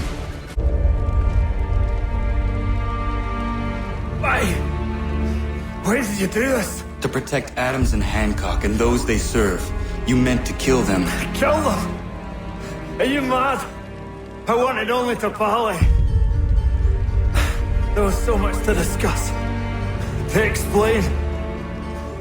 You've put an end to that now. If you speak true, then I will carry your last words to them. They must lay down their arms.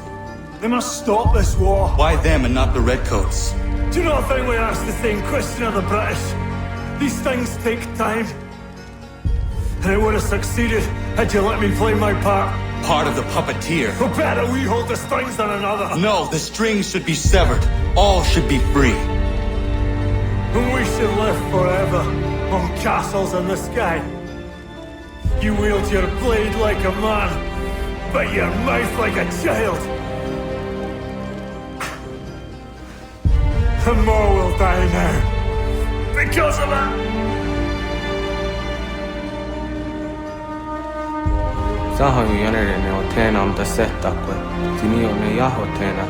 Something. You could have killed me when we first met. What stayed your hand? Curiosity. Any other questions?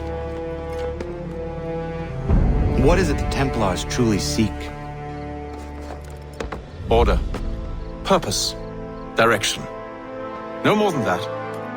It's your lot that means to confound with this nonsense talk of freedom.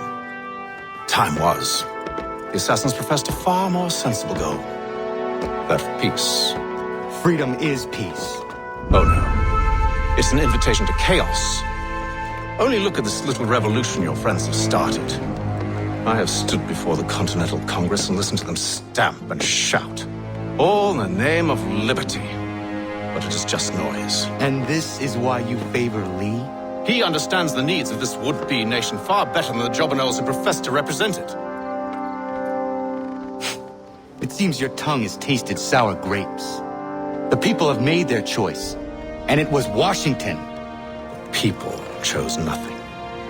It was done by a group of privileged cowards seeking only to enrich themselves. They convened in private and made a decision that would benefit them. Oh, they might have dressed it up with pretty words. That does not make it true. The only difference, Connor, the only difference between myself and those you aid is that I do not feign affection. Stupid! So, yeah, Connor was an idiot, and I didn't like him, and he was simple-minded and naive and never learned. And, so yeah, I didn't like Connor. And that's the main character. You shouldn't make the main character unlikable, but he was unlikable, and that's just how it is. I did like the villains, and you shouldn't like the villains, but I did. Hatham and Lee and Pitcairn and Hickey, they're all great. I liked them. And I wouldn't even say they're villains, really. They're more... Well, they don't seem like villains. They're more good guys in this story, but they're treated like villains, so... I don't know. But yeah, I liked all the villains. And Connor's mentor, Achilles, I liked Achilles. Even though he was still really boring. I liked Achilles, so... Side characters are pretty good. Achilles and the Templars. But the main character, Connor, is pretty garbage. This game is set in revolutionary America, so during the American Revolution. That's, yeah, in the 1700s. Revolutionary America, that's where it's set. And the places you can go to are Boston, New York, and the frontier, which is just the forests on the eastern American coast. And it's incredibly boring. I don't know why they thought this was a good setting. It's awful. It's not a good setting. I wouldn't... Maybe it's not awful. It's just can be boring at times. Most of the time.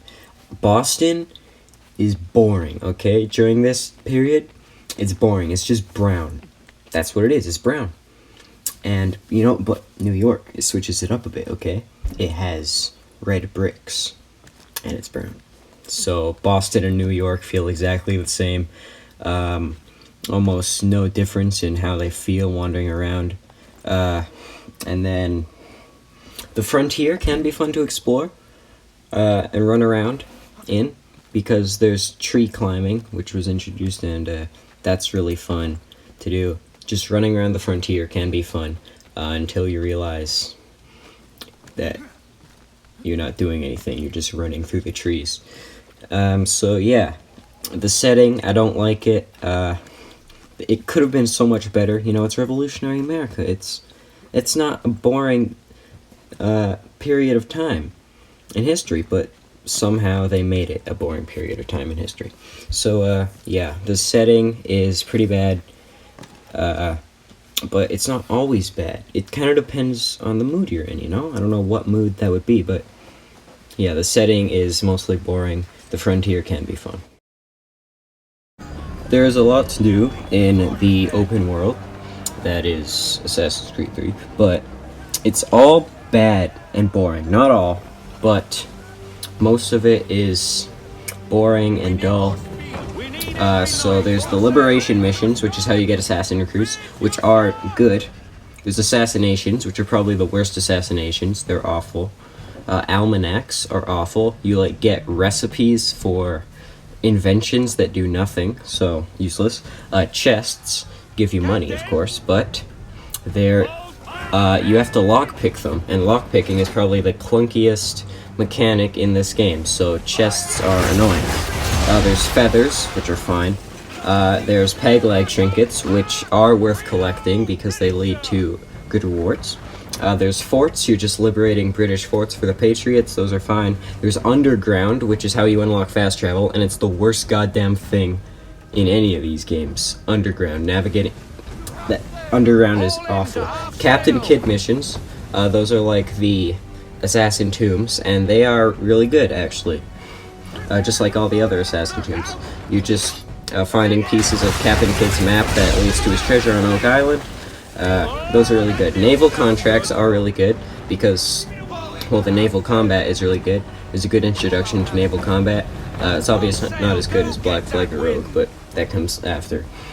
There's the homestead missions, which are good. It's like the civilians of your homestead, Achilles' homestead. And there's the Boston Brawlers, which is basically just beat-ups from AC2. So yeah, the Captain Kidd missions are really, really well done. And the naval contracts are pretty fun, but everything else... Oh, and liberations and homestead missions are good. But everything else is pretty much garbage and uninteresting. And yeah, it's just not all that fun to explore the open world in this game. The stealth and combat in this game, I kind of have the same problems with it as the stealth and combat in Assassin's Creed 1.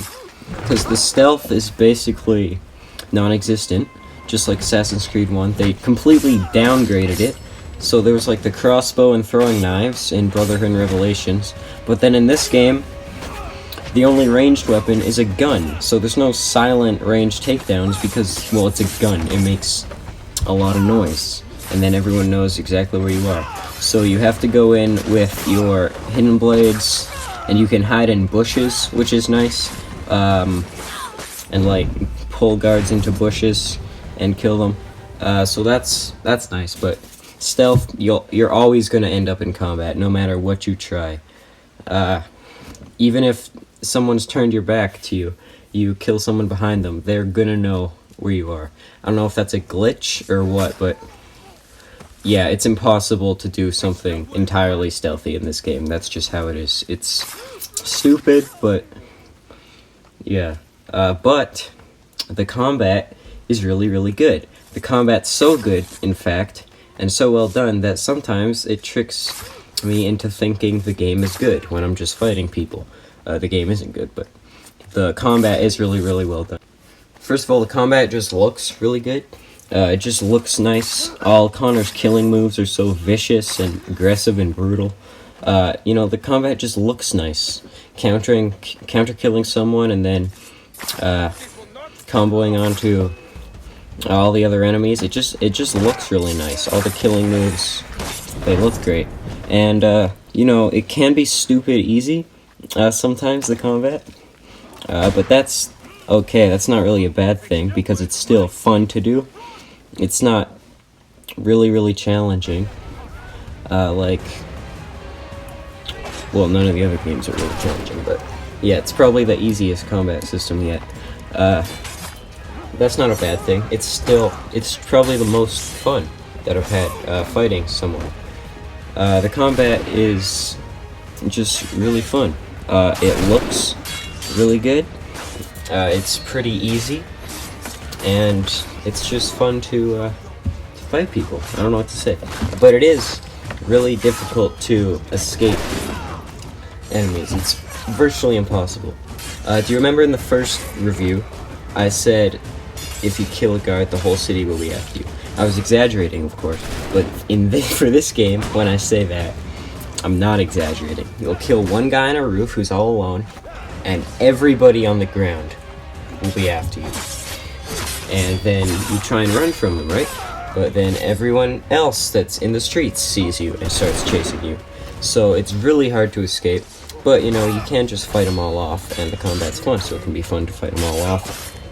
It's really satisfying when you just annihilate an entire group, a huge group of enemies. So yeah, the combat is really fun, but stealth is broken and it doesn't work at all. Exploration and navigation is pretty bad, because the entire map, like I said before in setting, is boring and dull and uninteresting. The cities look the same. The entire frontier looks the same. And none of it looks good. So it's not fun to just run around in, because it's boring. It's just boring colors, boring buildings. It's not good. It's not fun to find landmarks. When I do see a landmark like City Hall in New York, I don't even notice, because again, everything looks the same. So yeah, it's just exploration isn't fun in this game. And navigation is pretty much exactly the same as it's the same type of mini-map as in Brotherhood in AC2. So yeah, navigation is really bad, and I mean, exploration is really bad, and the navigation is just fine. The parkour is actually really, really good. It's a huge improvement from any of the other previous games. Connor's running animation doesn't look retarded like Ezio's or Altair's did. It looks a lot better. And, you know, just climbing up walls. It's flashy looking, it looks really good. It's fast, it's smooth. It's just, the parkour works really well, and it looks really nice, and the parkour and free running in this game is just really, really good. It's a huge improvement from any of the previous games, and I really love it. It's really fun to just climb around. The main theme for this game is really, really good. It's not Ezio's Family, which is a nice change, even though Ezio's Family is amazing. But, you know, the main theme sounds really, really good, but the rest of the tracks are just kind of forgettable and not worth mentioning. But the main theme is really great.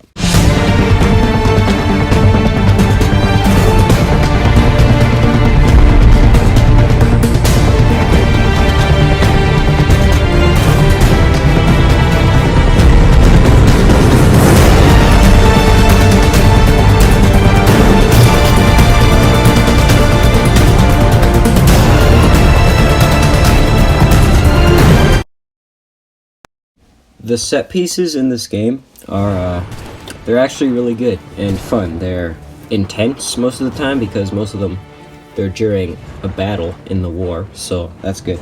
They're fast-paced, they're fun, intense, so I like the set pieces. There's the burning village, Connor's village burning, where his mother dies. There's the Battle of Monmouth and the Battle of Concord, and I really like those ones. They're like holding off the Patriots and retreating. And those sections where you're retreating with the Patriots, with the British advancing, those are really fun. I really like those parts. There's escaping the storehouse with Hatham when it's burning. There's shelling New York when, you know, Lafayette is shelling New York, and you're just running.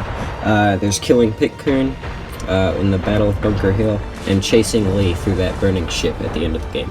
So all these set pieces are great, and I enjoyed them a lot. The level design is it's fine, just like all the other games. It's very non-linear, so you can kind of go wherever you want. They added more optional objectives. There was one in Brotherhood and Revelations, each mission. Now there's up to 3, and they're all usually you have to do it in a very, very specific way to achieve the optional objective and full sync. So they can be really annoying, but they did add checkpoints, so if you fail an optional objective, you don't have to restart the entire mission. You can just go back to your last checkpoint, which is good. So the level design is fine. They added more optional objectives for whatever reason, to make it more difficult to fully complete the game, and they added checkpoints, which was good. The progression and customization is, again, pretty bad in this game, okay? First of all, the game doesn't explain or tell you anything, or it doesn't do a good job of it. So, I figured this out when I was like 98% through the game. It's like, oh, that's how that works, the crafting. So, it's so overly complicated. There's like woodworks and war supplies and metalwork and whatever, and then there's your homestead stuff. You get like hunting and farming, and you have to get those resources to craft other things. And it's so useless and it's so complex for no reason. And so you can go the whole game without upgrading anything if you want, because there's no health upgrades. Once you get your Assassin Tomahawk, you can just use that through the whole game. So, you can just go through the whole game without using this. That's what I did. And, it's fine. So, if it's not there if you don't need it, then it shouldn't be there. And for progression, for customization, there's only outfits that you can get, but you get those in the shop, and they just have names like Jamestown or Boston or New York outfit, but you can't see what they are, so you just buy them, and then, like, you get it, and it's really ugly, and you're like, oh, well, why? I don't want that, but I just spent $3,000 on it, so I guess, well, that was a waste, because you can't see what you're getting, so it's just stupid. I don't know. Progression and customization, it's really bad in this game. The modern day is fine in this game. I think it's a bit better than Revelations, just a little bit better than Revelations. It introduces a new character, William Miles, which is Desmond's dad, and I like their relationship. It's interesting. But like so many other things in this game, it's boring. Okay, it's just boring. They don't banter back and forth like they did in Brotherhood or anything. I don't know why. It's just the characters act completely different than they did in previous games. So basically the story, you get to the Grand Temple, which is what they've been looking for since AC2. But they need power sources and an amulet, which is the key. They need power sources to power up the temple, and a key. So, to activate it. And, it's just an overpower source. So, and then they have to touch this ball to stop the end of the world. And, they do. And Desmond dies. So yeah, they have to go and they find leads to power sources and go get them. And I liked those missions, the modern day missions, like when you're climbing the skyscraper. I like that one. So those are fine. But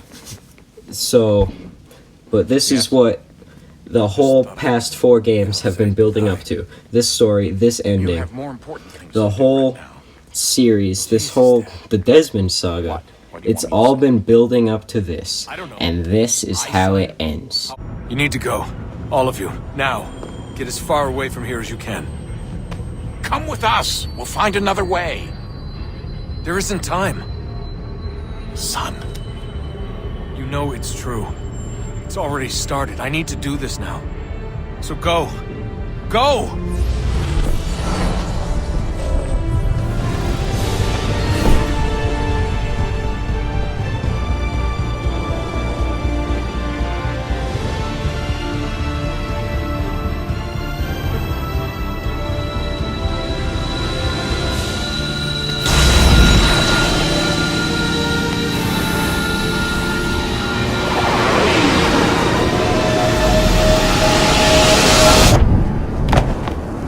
What the fuck? What the fuck was that? So overall, this game was a huge disappointment. It's a huge step down in story with a idiot protagonist. It's a huge step down in exploration and setting.